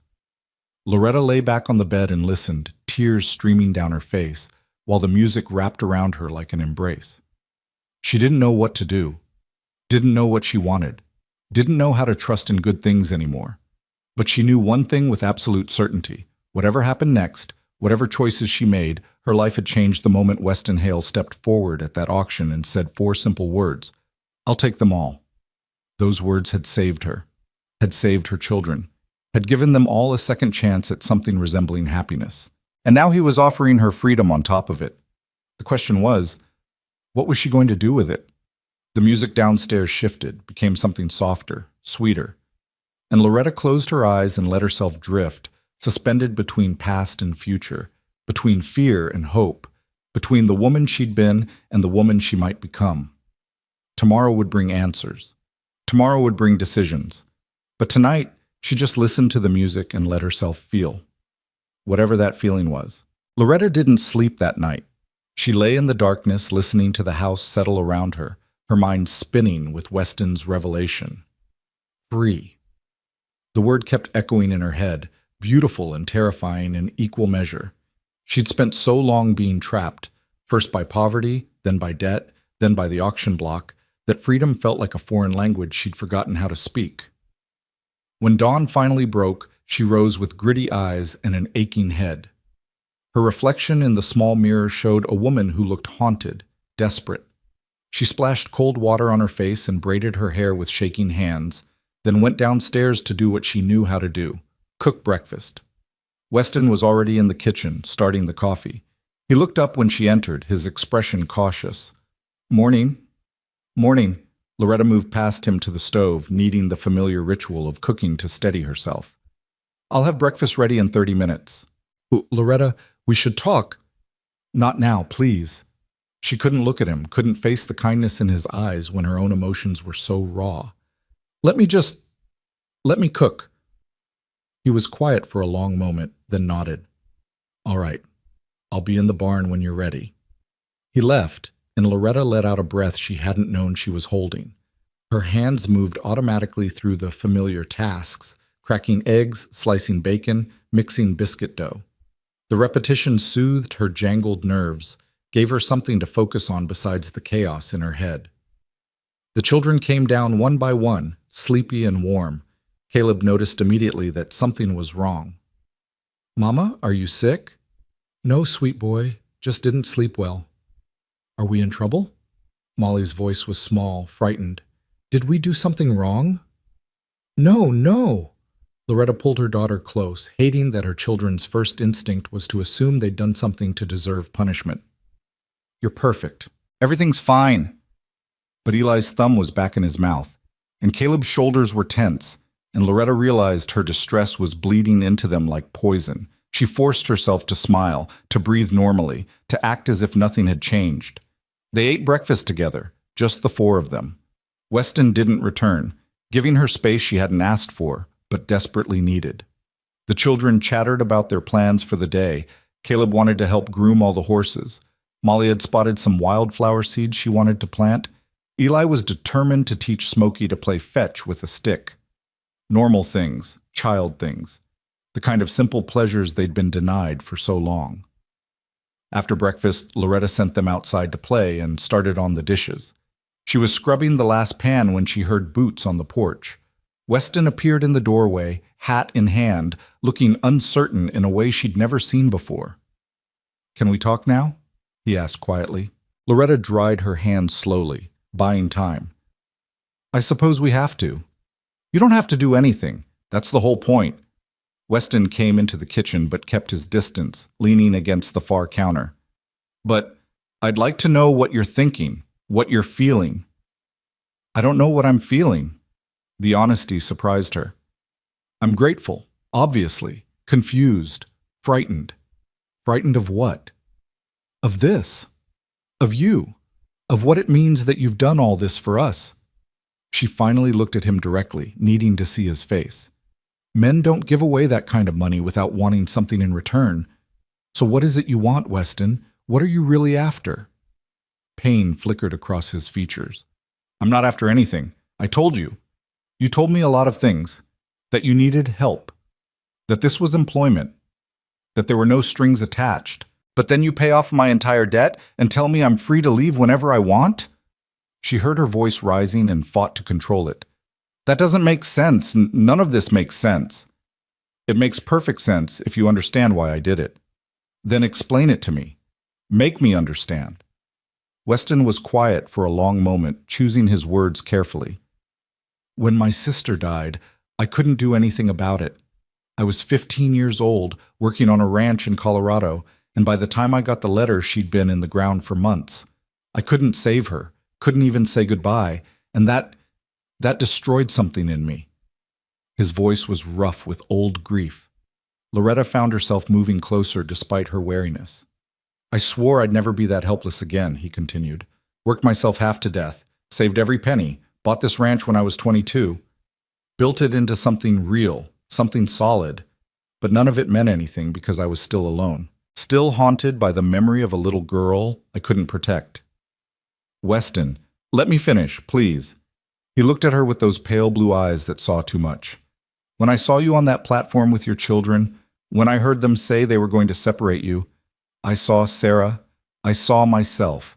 I saw every person who's ever been powerless and broken by circumstances they couldn't control. And I had the means to do something about it, so I did. But the money is just money, Loretta. It can't bring Sarah back, it can't undo the past, but it can give your children a future. It can give you a choice, and that feels like something worth doing. The only thing worth doing, maybe." The raw sincerity in his voice made Loretta's eyes burn with tears. "You're either the best man I've ever met, or the best liar." "I'm not a liar. I'm just a man who's been given a second chance to do the right thing when it matters." And what happens when you change your mind? When you decide this isn't what you want anymore? "I'm not going to change my mind." "You can't know that." Loretta's voice broke. "Thomas loved me too at first. Then he took on debts he couldn't repay and died and left us with nothing. He didn't mean to, but he did. People change. Circumstances change. Love isn't enough to protect against that." "I'm not talking about love." Weston's voice was gentle. "I'm talking about commitment, about doing what's right even when it's hard, about keeping promises." "What promises? You never promised me anything." "Didn't I?" He moved closer, not touching her, but near enough that she could feel the warmth of him. "I promised you a home. I promised your children would stay together. I promised you fair wages and honest work. And I'm promising you now that those things won't change, regardless of what you decide to do." "How can you promise that?" "Because I'm not your husband, Loretta. I'm not asking you to put your faith in love or romance or any of the things that can fade and fail.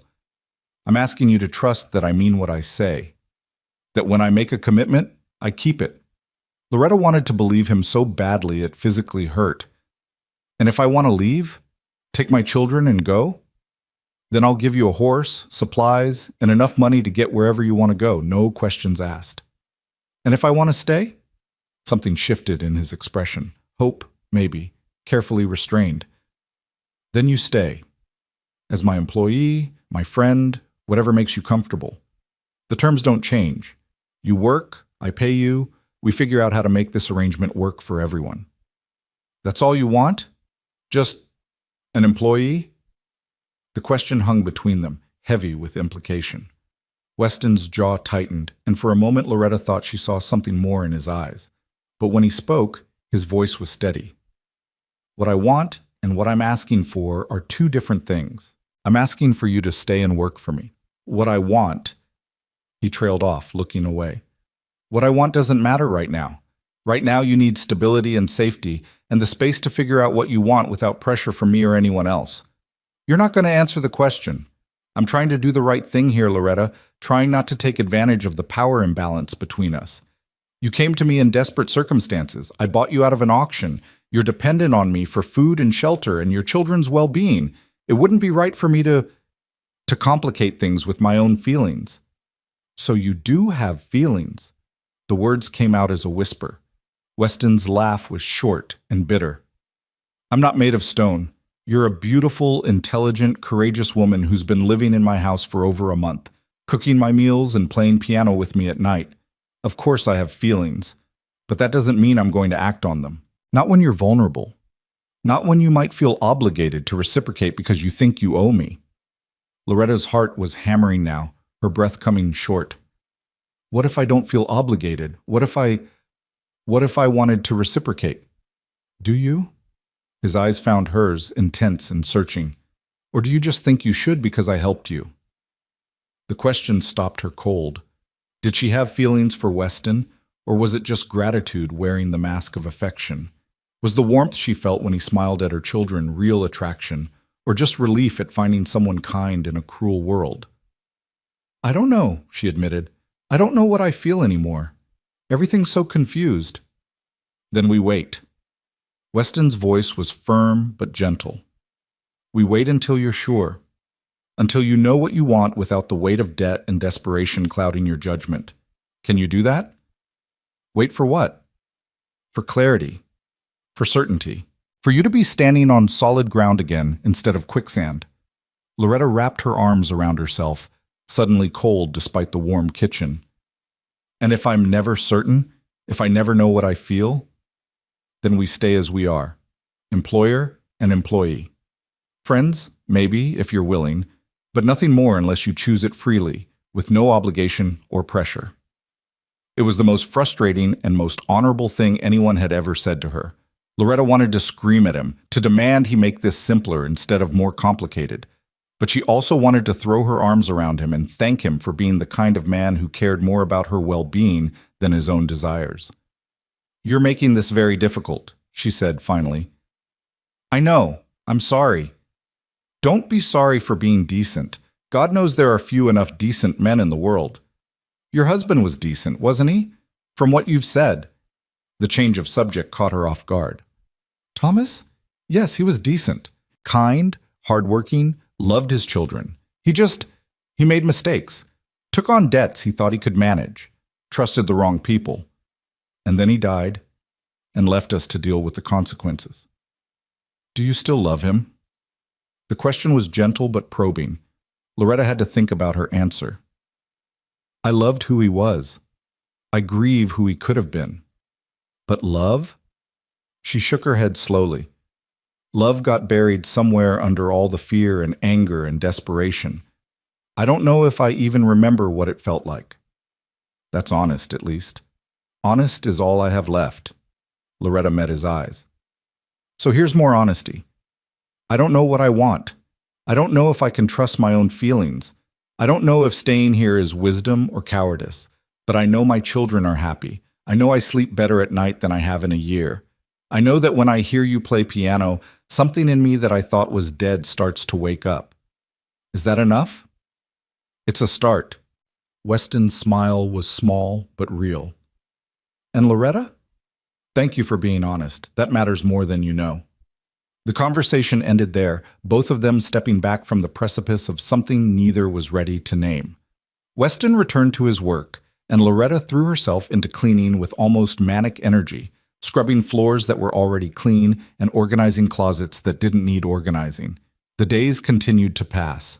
Summer deepened into its full heat, and the ranch flourished under their combined care. Loretta cooked and cleaned and sewed. Weston worked the land and animals with patient expertise. The children grew brown and strong and happy in the Kansas sunshine. And every night, Weston played piano. Sometimes Loretta joined him, their fingers finding harmony on the keys. Sometimes she just listened from upstairs, letting the music wash over her like a benediction. They didn't speak of feelings again, didn't acknowledge the growing warmth between them. But it was there, undeniable, building like summer storm clouds on the horizon. One evening in late July, nearly 2 months after they'd arrived at Hale Ridge, Weston called Loretta out to the porch after the children were asleep. He had papers in his hand and an expression she couldn't read. "What's this?" she asked, settling into the rocking chair beside his. "The official papers from the court, confirming the debt is paid in full. I picked them up in town today." He held them out to her. "Thought you should have them. Proof that you're free." Loretta took the papers with shaking hands. There it was in black and white. Thomas Wynn's debt, $140, marked paid in full with an official stamp and signature. She traced the words with one finger, barely able to believe they were real. "I don't know what to say." "You don't have to say anything. They're yours. Your freedom, documented and legal." Weston rocked slowly in his chair, his eyes on the prairie stretching dark and vast beyond the porch light. "But there's something else I need to tell you. Something I've been putting off because I wasn't sure how you'd react." Loretta's stomach clenched with sudden anxiety. "What is it?" "I'm not just paying you wages to work here. I've been putting money aside in an account in town. In your name." "What?" "Every month I've been depositing $25 into a savings account at the Lawrence Bank. It's yours, completely.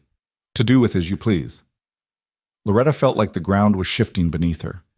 "Weston, that's more than you said you'd pay me. I know what I said, but the truth is $15 a month isn't enough for the work you're doing, isn't enough for raising 3 children and running this entire household.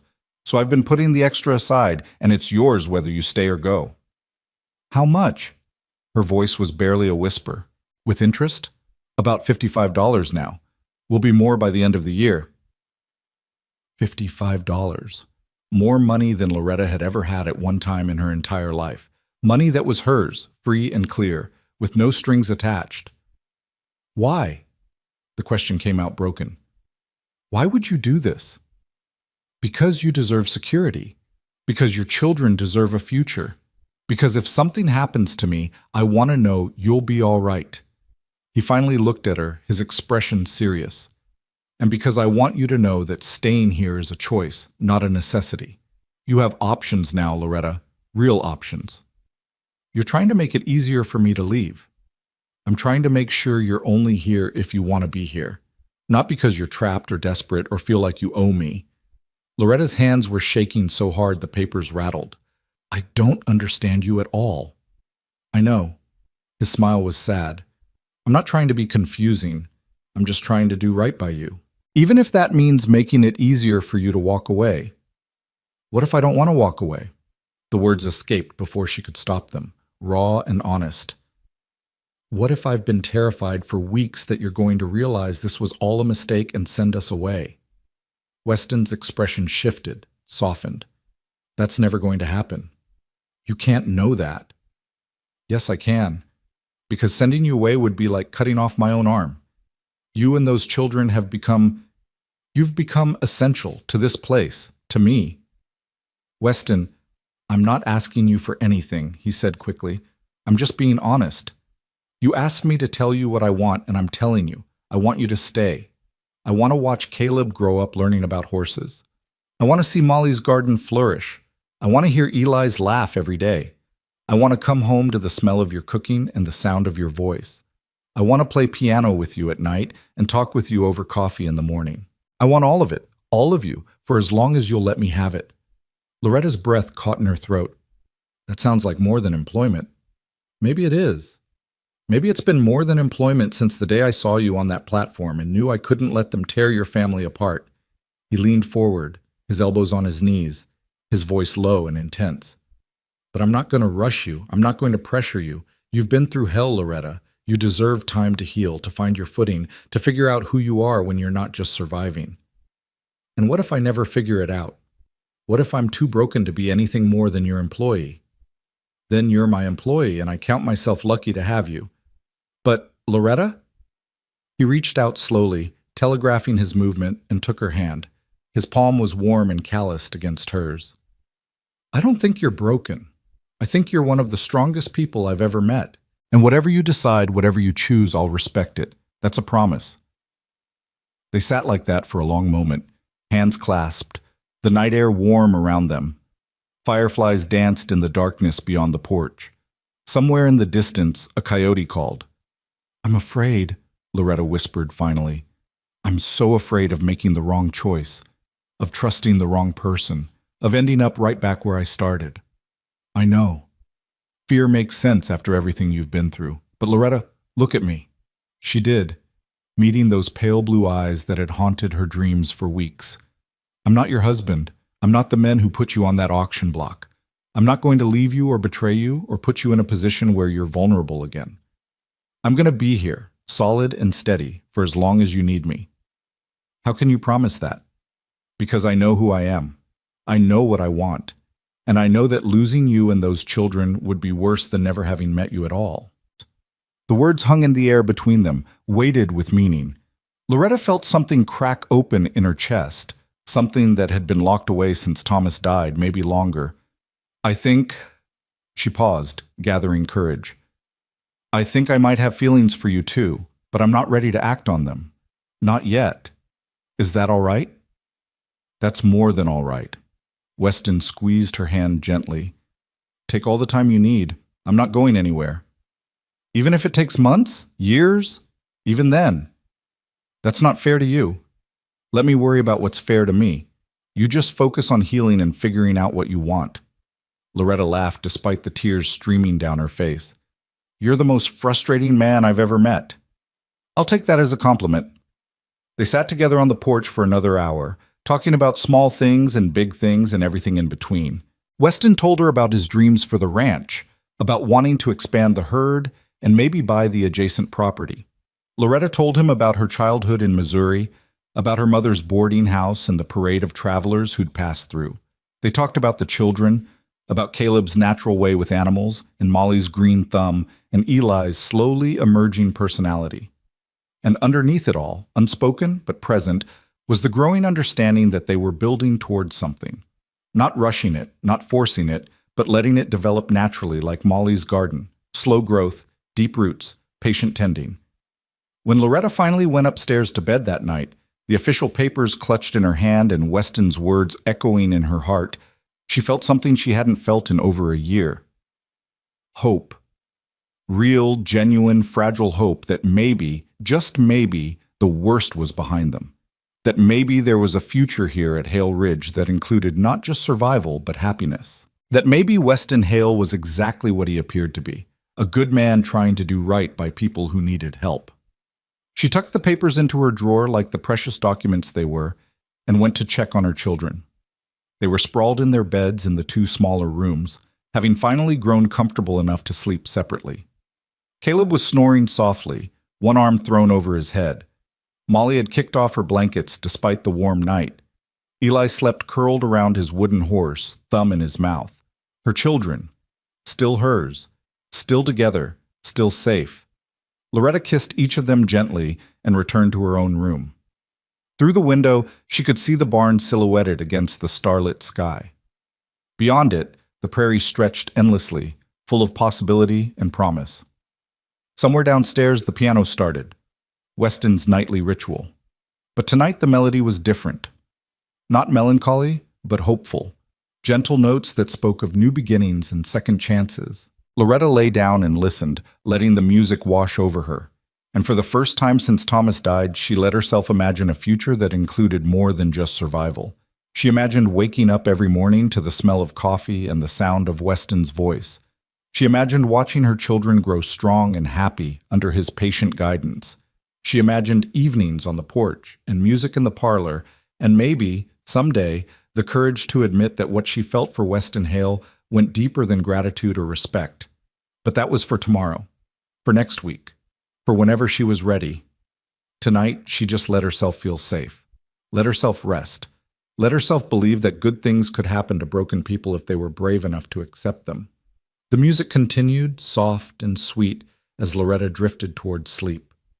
And in that space between waking and dreaming, she could almost hear Sarah's voice, Weston's long-lost sister, whispering approval from wherever she'd gone. He was keeping his promise.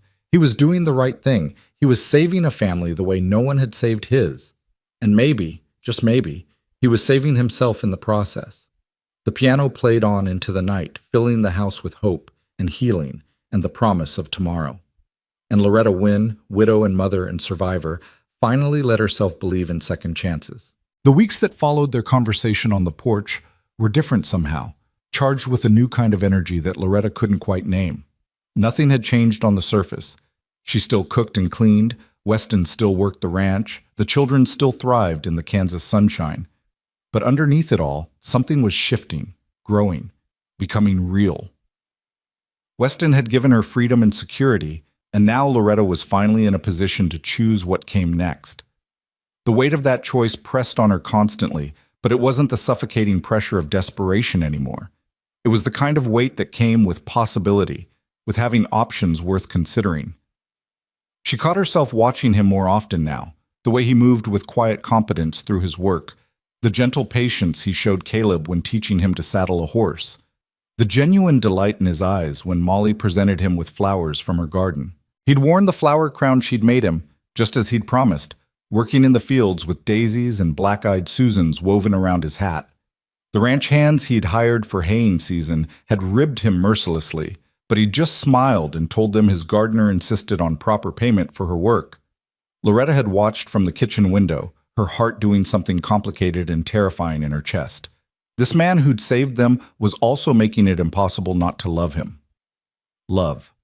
There was that dangerous word again. One evening in early August, after the children had been sent to bed protesting they weren't tired, Loretta found Weston on the porch, as had become their habit. But instead of sitting in separate chairs, he gestured to the porch swing. "Join me?" She hesitated only a moment before settling beside him. The swing creaked gently as they set it in motion, the night air warm and sweet with the smell of Molly's honeysuckle. "I've been thinking," Weston said after a comfortable silence, "about the future, about what comes next." Loretta's heart jumped. "Oh? The ranch is doing well, better than it has in years, if I'm honest. Having help makes a difference. Having you makes a difference." He paused, choosing his words carefully. "I'd like to make some changes, expand a bit, maybe hire on another hand permanently, buy some more cattle, build the place up into something really substantial." "That sounds good. You've worked hard for it." "We've worked hard for it," he corrected gently. "This place wouldn't be half what it is without you and the children, and that's what I wanted to talk to you about. I want to make this arrangement more permanent, more official." Loretta's breath caught. "What do you mean?" "I mean, I want you to know this is your home for as long as you want it. Not as an employee, though I'll keep paying you wages if that's what you prefer, but as family." He turned to look at her, his expression earnest in the lamplight. "I know it's too soon for anything more. I know you need time, but I want you to know my intentions, Loretta. I want to build a future here, and I want you and the children to be part of it." "Weston, let me finish, please." He took a deep breath. "I've been alone a long time. Told myself I was fine with it, that I didn't need anyone else. But having you here has shown me what I was missing. Not just someone to cook and clean. I could hire someone for that. But someone to talk to at the end of the day. Someone who understands the value of hard work and honest living. Someone who makes this house feel like a home, instead of just a building I sleep in." Loretta felt tears pricking at her eyes. "You're making this very hard." "Hard how?" "Hard to keep my walls up, hard to protect myself, hard to remember all the reasons I should be cautious." "Maybe you don't need to be cautious anymore." Weston's voice was soft. "Maybe you've been through enough that you've earned the right to just be happy." "I don't know if I remember how." "Then maybe we could figure it out together." The swing creaked gently as they rocked. Somewhere in the barn, a horse nickered softly. The stars overhead were brilliant, unburdened by city lights. My children love you, Loretta said quietly. Caleb talks about you constantly. Molly made you another flower crown yesterday. Did you know that? She's too shy to give it to you, but she made it. And Eli, she smiled through her tears. Eli asked me again yesterday if you were going to be his papa. What did you tell him this time? I told him that you care about us very much, that you're our friend and our protector, that he's lucky to have you in his life. She turned to face Weston fully. But I didn't answer the question he was really asking, which was whether you're going to stay, whether this is forever, whether he can let himself love you without being afraid you'll disappear like his father did. Weston's jaw tightened. I'm not going anywhere, Loretta, not by choice. I can't promise I'll never die. None of us can. But I can promise that as long as I'm breathing, I'll be here. For you, for them, for all of us. How can you be so certain? Because I know what it's like to lose people I love. I know what it's like to be powerless to protect them. And I've spent every day since Sarah died making sure I'm never in that position again. This ranch, this life, it's built on stability and planning and making sure I have the means to weather any storm. He reached out and took her hand, the gesture familiar now, comforting. I'm not your husband, Loretta. I'm not going to take foolish risks or leave you vulnerable. That's not who I am. Thomas didn't mean to leave us vulnerable. He just made mistakes. I know, and I'm not saying I'm perfect or that I'll never make mistakes, but I'm saying I'll be here to fix them. I'll be here to face the consequences alongside you instead of leaving you to deal with them alone. Loretta looked down at their joined hands, his work roughened and strong, hers smaller, but no less capable. I'm terrified, she whispered. Of what? Of believing this is real. Of trusting that good things can happen. Of letting myself love you and then losing you too. Love? Weston's voice was gentle, questioning. Don't pretend you didn't hear it. I'm not taking it back. Loretta lifted her eyes to his, feeling naked and brave all at once. I think I've been falling in love with you since the first night you played piano. Maybe even before that. Maybe since the moment you stepped up at that auction and refused to let them break us apart. Loretta, but I'm still terrified because love didn't protect me before. Love didn't save Thomas or keep us safe or prevent everything from falling apart. So how can I trust it now? Weston was quiet for a long moment, his thumb tracing circles on the back of her hand. When he finally spoke, his voice was rough with emotion. You can't. You can't trust love alone because you're right. It's not enough. But you can trust commitment. You can trust action. You can trust that when I say I'll be here, I mean it with everything I am. He shifted to face her fully, his other hand coming up to cup her cheek with heartbreaking gentleness. I love you, Loretta. I've loved you for weeks now, maybe longer. But more than that, I choose you. I choose this life with you and your children. I choose to build something lasting and strong and real. And I'll keep choosing it every single day for the rest of my life if you'll let me.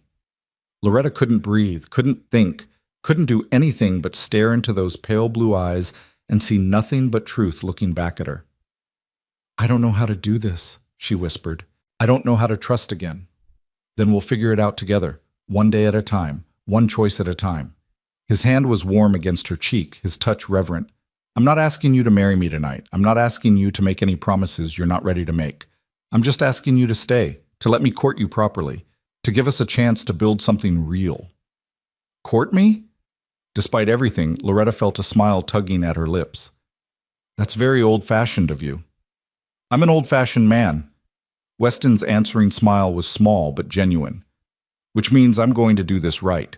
No pressure, no rushing, just honest intentions and time to let things grow naturally. The children will be involved every step of the way. Nothing happens without them knowing and approving. They're part of this too. Loretta felt something in her chest loosen, that tight knot of fear and control finally beginning to unravel. You've thought about this a lot, haven't you? Every day since you got here. Every night when I'm playing piano and hoping you're listening. Every morning when I smell your coffee and remember what it's like to not be alone. He leaned forward slowly, giving her time to pull away, and pressed a gentle kiss to her forehead. I want this, Loretta. I want all of it, but only if you want it too. I do, she breathed. God help me, I do. I'm just so scared. I know, but we'll face the fear together. That's what families do. Family. The words settled around them like a blessing. They sat together on the swing for another hour, talking and planning and dreaming. Weston painted a picture of the future, expanding the ranch, building on another room for the growing children, maybe even a small schoolhouse where other local children could come learn. Loretta added her own dreams. A larger garden, teaching Molly to sew, watching Caleb grow into the kind of man who treated animals and people with equal respect. When Loretta finally went inside, her heart felt lighter than it had in years. She checked on the children as always, finding them deeply asleep, then paused at Caleb's bedside. Your papa would be proud of you, she whispered, smoothing his hair back. And I think he'd be glad we found Weston. He'd want us to be happy, to be safe. She said the same at Molly's bed, and then Eli's, speaking to Thomas as much as to the children, giving herself permission to move forward, to build a new life, to love again without guilt. The next morning, Weston approached Caleb in the barn where the boy was grooming Daisy. Can I talk to you about something important? Weston asked, settling onto a hay bale. Caleb looked up, suddenly serious. Am I in trouble? No, nothing like that. I just wanted to ask you something man to man. The phrase made Caleb stand a little straighter. Okay. You know I care about you and your sisters and your mama very much, right? Yes, sir. And you know I'd never do anything to hurt any of you? Yes, sir, Caleb repeated, though his eyes were wary now. What's this about? I'd like to court your mother, to spend time with her with the intention of maybe, someday, marrying her and becoming a real family. But I wanted to ask you first if that would be all right with you. Caleb was quiet for a long moment, the brush stilling in his hand. Would you be our papa then? If you wanted me to be. If you'd have me. What about our real papa, the one who died? Weston chose his words carefully. He'll always be your real papa, Caleb. Nothing can change that. I'd never try to replace him or make you forget him. But I'd like to be another father to you if you'll let me. Someone who can teach you things and take care of you and be there when you need help. Like you already do? Yes, but more official, more permanent. Caleb started brushing again, thinking. Mama's been happier since we came here. She doesn't cry at night anymore. She used to cry. All the time. After Papa died. She thought we didn't know, but we did. Caleb's voice was small. Molly used to cry too, and Eli had bad dreams, but not anymore. Not here. I'm glad. Weston's throat was tight. If you married Mama, would we stay here forever? You wouldn't sell us again? The question hit Weston like a physical blow. Caleb, look at me. He waited until the boy met his eyes. I will never, ever sell you or your sisters or your mother. You're not property. You're people I care about. And yes, if your mama and I got married, you'd stay here forever. This would be your home, truly and completely. Promise? I promise. On my honor, on my life, I promise. Caleb nodded slowly. Then I think it's okay. If Mama wants to marry you, I think Papa would say it was okay too. He'd want us to be safe. Weston had to swallow hard against the emotion rising in his throat. Thank you, Caleb. That means more than you know. Can I still call you Weston, or would I have to call you Papa? You can call me whatever feels right to you. Weston, Papa, anything in between. There's no rules about it. Okay. Caleb went back to brushing Daisy, then paused. Weston, thank you for buying us that day, for keeping us together. Mama says you saved us. You saved yourselves by surviving long enough for me to find you. I just helped a little. You helped a lot. That evening, Weston had similar conversations with Molly and Eli, adjusted for their ages and understanding. Molly was shyly enthusiastic, immediately planning what flowers she'd carry at a wedding. Eli just wanted to know if Weston being their papa meant he'd tell them bedtime stories, which Weston promised to do whether they got married or not. The courting that followed was gentle and sweet. Weston brought Loretta wildflowers from the prairie, made excuses to ride into town so he could bring back small gifts, ribbon for Molly's hair, a new pocket knife for Caleb, candy sticks for Eli.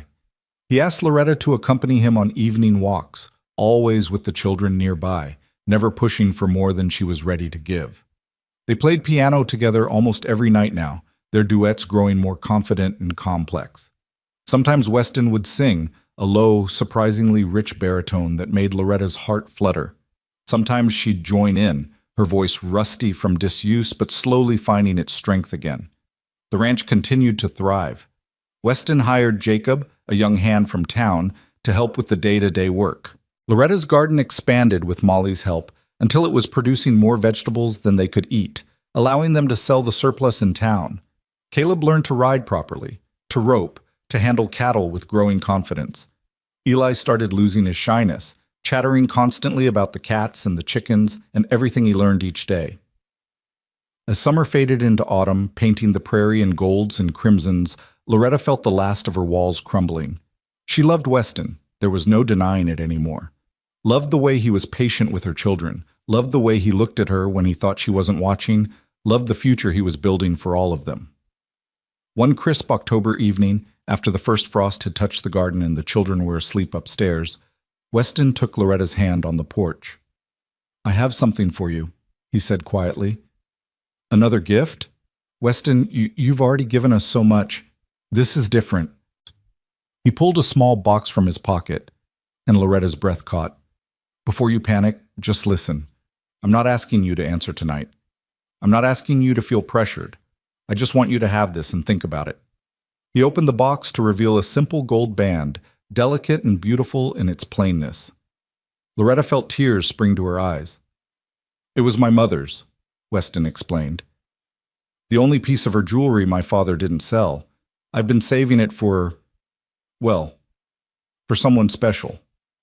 He looked at her with those pale blue eyes that had become so dear to her. "Loretta Wynne, I love you. I love your children as if they were my own. I love the life we've built here together, and I would be honored, so deeply honored, if you would consider becoming my wife." "Weston, you don't have to answer now," he said quickly. "Take your time, think about it, pray about it if that helps. I'll wait as long as you need, but I wanted you to know that this is what I want. A real marriage, a real family, a real forever." Loretta looked at the ring, then at Weston's face, then back at the ring. 6 months ago, she'd been standing on an auction block believing her life was over. Now she was being offered not just survival, but happiness. Not just security, but love. "Ask me again," she whispered. "What?" "Ask me again. Properly." Understanding dawned in Weston's eyes. Slowly, with a smile spreading across his face, he got down on one knee. The porch boards creaked under his weight, solid and real. "Loretta Wynne, will you marry me? Will you let me be your husband and a father to your children? Will you build a life with me here at Hale Ridge for as long as we both shall live?" Loretta looked at this man who'd saved her family, who'd given them a home, who'd waited patiently for her to heal enough to love again. She thought about Thomas, about the life they'd had and lost. She thought about her children sleeping peacefully upstairs. She thought about the future stretching before her, full of possibility and promise. "Yes," she said, her voice strong and sure. 1,000 times yes. Weston stood and pulled her into his arms, holding her tight against his chest while she cried tears of joy and relief and overwhelming gratitude. He was solid and warm and real, and he was choosing her, choosing them, choosing this life together. "I love you," she whispered against his shoulder. "I love you so much it scares me." "I love you too, and I promise you, Loretta, I'm going to spend every day of the rest of my life making sure you never regret this choice." He pulled back just enough to slip the ring onto her finger. It fit perfectly, as if it had been made for her hand. They stood together on the porch, wrapped in each other's arms, while the Kansas stars wheeled overhead and the prairie wind whispered promises of tomorrow. Inside the house, the children slept safely. In the barn, the horses rested quietly. Everything was peaceful. Everything was right. "When?" Loretta asked eventually. "Whenever you want. Tomorrow, next month, next year. I'm not in a hurry. Before winter. I want to start our life together before the snow comes." Then before winter it is. Weston kissed her forehead, her cheeks, finally her lips in a gentle kiss that held promise of all the years to come. We'll need to go to town, make it legal, maybe have a small ceremony if you want. Nothing big, just us and the children and maybe a few neighbors as witnesses. Perfect. They made plans late into the night, dreaming together about their future. A winter wedding, simple but meaningful. The children standing with them, part of the ceremony. A celebration after, with the few friends they'd made in the area. And then a life together, building the ranch, raising the children, growing old together under the vast Kansas sky. When they finally parted to go to their separate rooms, propriety maintained even in their engagement, Loretta felt like she was floating. She checked on the children one more time, the ring heavy and wonderful on her finger. "We're getting married," she whispered to their sleeping forms. "Weston and I are getting married. You're getting a father again, a real father who chose you, who wants you, who will never leave." She went to her own room and lay awake for a long time, watching the ring catch moonlight, hardly believing this was her life now. Downstairs, the piano stayed silent for once. Weston was probably as sleepless as she was, probably lying awake thinking about the future too. Tomorrow they'd tell the children. Tomorrow they'd start planning the wedding.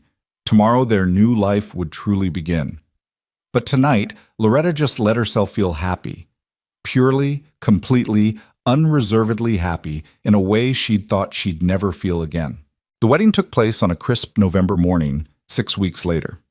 True to their wishes, it was small and simple. Just Loretta and Weston, the 3 children, and a handful of neighbors from the surrounding farms. The circuit preacher happened to be passing through, which everyone took as a good omen. Molly had insisted on decorating, weaving autumn leaves and late-blooming flowers through the porch railings until the whole house looked festive. Caleb stood beside Weston, solemn and proud in his new shirt, while Molly clutched dried flowers in her small hands. Eli's job was to deliver the rings, which he did with careful concentration, his tongue poking out as he handed the matching gold bands to the preacher. Loretta wore a simple dress of soft blue, not white, she was a widow after all. But Weston's eyes when he saw her said she could have been wearing sackcloth and still been the most beautiful thing he'd ever seen. The ceremony was brief but heartfelt. When the preacher asked if anyone objected, Caleb's voice rang out clear and strong. "I don't object. I think it's good. Weston's going to be a good papa." Laughter rippled through the small gathering, and even the preacher smiled. "I don't think that's quite what the question meant, son, but I appreciate the sentiment." When it came time for the vows, Weston surprised everyone by adding his own words after the traditional ones. "I promise to honor Thomas's memory by caring for his children as he would have wanted. I promise to be patient and kind and steady.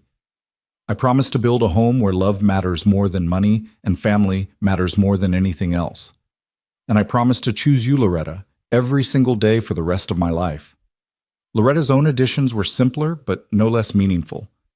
"I promise to trust you, to build a future with you, to let myself love again without fear. And I promise to remind you every day how grateful I am that you said those 4 words that changed everything."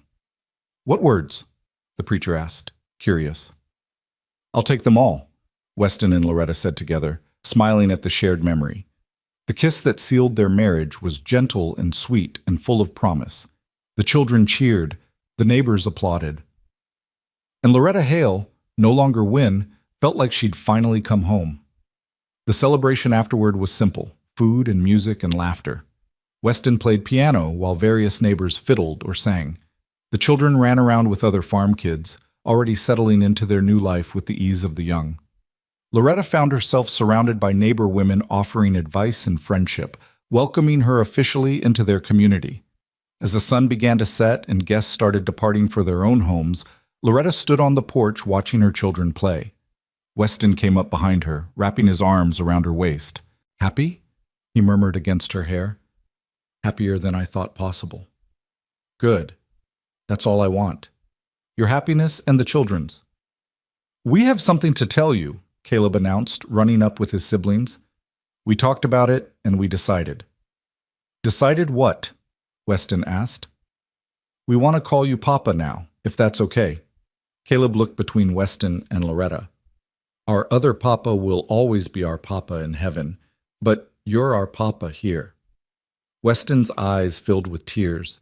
He knelt down so he was eye level with all three children. I would be honored, so deeply honored, thank you. Eli threw his arms around Weston's neck. Papa. Yes, son? Will you tell us a bedtime story tonight, since it's a special day? Absolutely, all the stories you want. And tomorrow can we work with the horses? Caleb asked. Tomorrow and every day after that. And my garden, Molly added. Will you still help me with it? Always, sweetheart, always. Life settled into a new rhythm after that. The children adapted to calling Weston Papa with surprising ease, their love for him overriding any awkwardness. Loretta and Weston navigated the early days of marriage with patience and humor, learning each other's habits and quirks, building intimacy, both emotional and physical, at a pace that felt right for both of them. The ranch continued to prosper. With Jacob's help and Caleb's growing skills, they were able to expand the herd significantly. Loretta's cooking became locally famous, with neighbors finding excuses to stop by around mealtimes. Molly's garden became a source of pride and profit, her careful tending producing vegetables and herbs that sold well in town. Winter came, blanketing the prairie in snow, but the house was warm and full of life. Weston taught the children to read music, all of them crowding around the piano on long evenings. They played games, told stories, built snowmen, and learned what it meant to be a family not by blood, but by choice. Spring arrived with a surprise. Loretta discovered she was pregnant. The news filled the house with joy and a little bit of chaos as the children argued over whether they wanted a brother or sister. Weston was quietly ecstatic, already planning additions to the house to make room for their growing family. Are you scared? He asked Loretta one night as they lay in bed, his hand resting gently on her still flat stomach. A little, she admitted.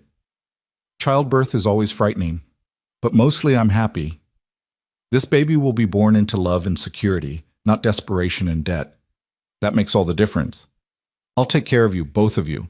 I know, that's why I'm not more scared.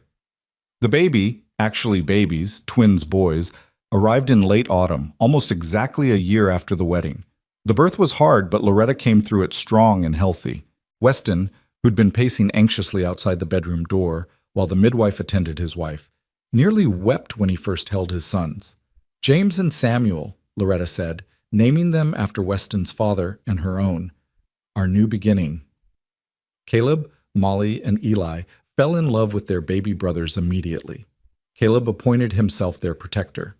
Molly insisted on helping with every feeding and diaper change. Eli, no longer the baby himself, took his role as big brother very seriously. The house that had been empty and silent for so long now rang with children's laughter, babies' cries, and the sounds of a life fully lived. Weston's piano music changed too, less melancholy now, more joyful, reflecting the happiness that filled every corner of Hale Ridge. 2 years after the wedding, on a summer evening much like the one when everything had changed, Loretta stood on the porch watching her family. Caleb was in the corral with Weston, both of them working with a new colt. Molly was in her garden, teaching Eli how to properly water the herbs. The twins were napping inside, their soft breathing audible through the open window. Loretta thought back to that terrible day on the auction platform, the fear, the desperation, the absolute certainty that her world was ending. She thought about the moment Weston had stepped forward, his voice cutting through the chaos with 4 simple words that had changed everything. I'll take them all. Those words hadn't just saved them. They'd given them a future, given them a home, given them love and security and the chance to be happy again. Weston caught her eye from the corral and smiled, that private smile that was just for her. She smiled back, her heart full to overflowing. Inside the house, one of the twins started fussing. Loretta turned to go to him, but Weston was already vaulting the fence, heading inside to tend to his son. She watched through the window as he lifted the baby with capable hands, swaying gently and murmuring soft words until the crying stopped. This was her life now. This beautiful, impossible, miraculous life that she'd never dared dream of during those dark months of widowhood and desperation. That night, after the children were all asleep and the twins were settled in their cradle, Loretta and Weston sat together at the piano as they'd done so many nights before. Their fingers found the keys together, creating music that spoke of journey and arrival, of loss and finding, of all the ways broken things could heal if given love and time. Happy? Weston asked, the question he'd asked so many times before. Happier than I ever thought possible, Loretta answered, the same response she always gave, but with deeper truth each time. Thank you for choosing us that day, for seeing us, and deciding we were worth saving. You were always worth saving, Loretta. I just recognized what was already true. He kissed her temple gently. And you saved me too, you know. This house was just a building before you came. You turned it into a home. They played together in the lamplight while the Kansas night pressed close around them, the music wrapping around the house like a blessing. Upstairs, 5 children slept safely, 3 by Thomas, 2 by Weston, all of them loved equally and completely. Loretta never forgot the auction block, never forgot the fear and helplessness of that terrible day, but she also never forgot the moment hope returned in the form of a quiet cowboy who refused to let a family be torn apart. That choice, Weston's choice to step forward when he could have stayed silent, had changed everything. It had saved 4 lives and eventually created 2 more. It had taken people who were broken and given them the space and love to heal. It had proven that sometimes, in this hard and cruel world, there were still good people willing to do the right thing, even when it cost them something. The music continued, soft and sweet, as Loretta leaned against her husband's shoulder. Tomorrow would bring its own challenges. The ranch work never ended. The children would need tending. Life would continue with all its joys and difficulties. But tonight, in this perfect moment, everything was exactly as it should be. A family chosen not by blood, but by love. A home built not on obligation, but on genuine care. A future not guaranteed, but fought for, and earned and protected with everything they had. Loretta closed her eyes and let the music wash over her, Weston's steady presence beside her an anchor and a promise. They'd survived the worst and found their way to the best. And that, she thought, was worth every hardship that had come before. The piano played on, filling the house with hope and healing, and the absolute certainty that they were exactly where they were meant to be, home, safe, together, loved, forever.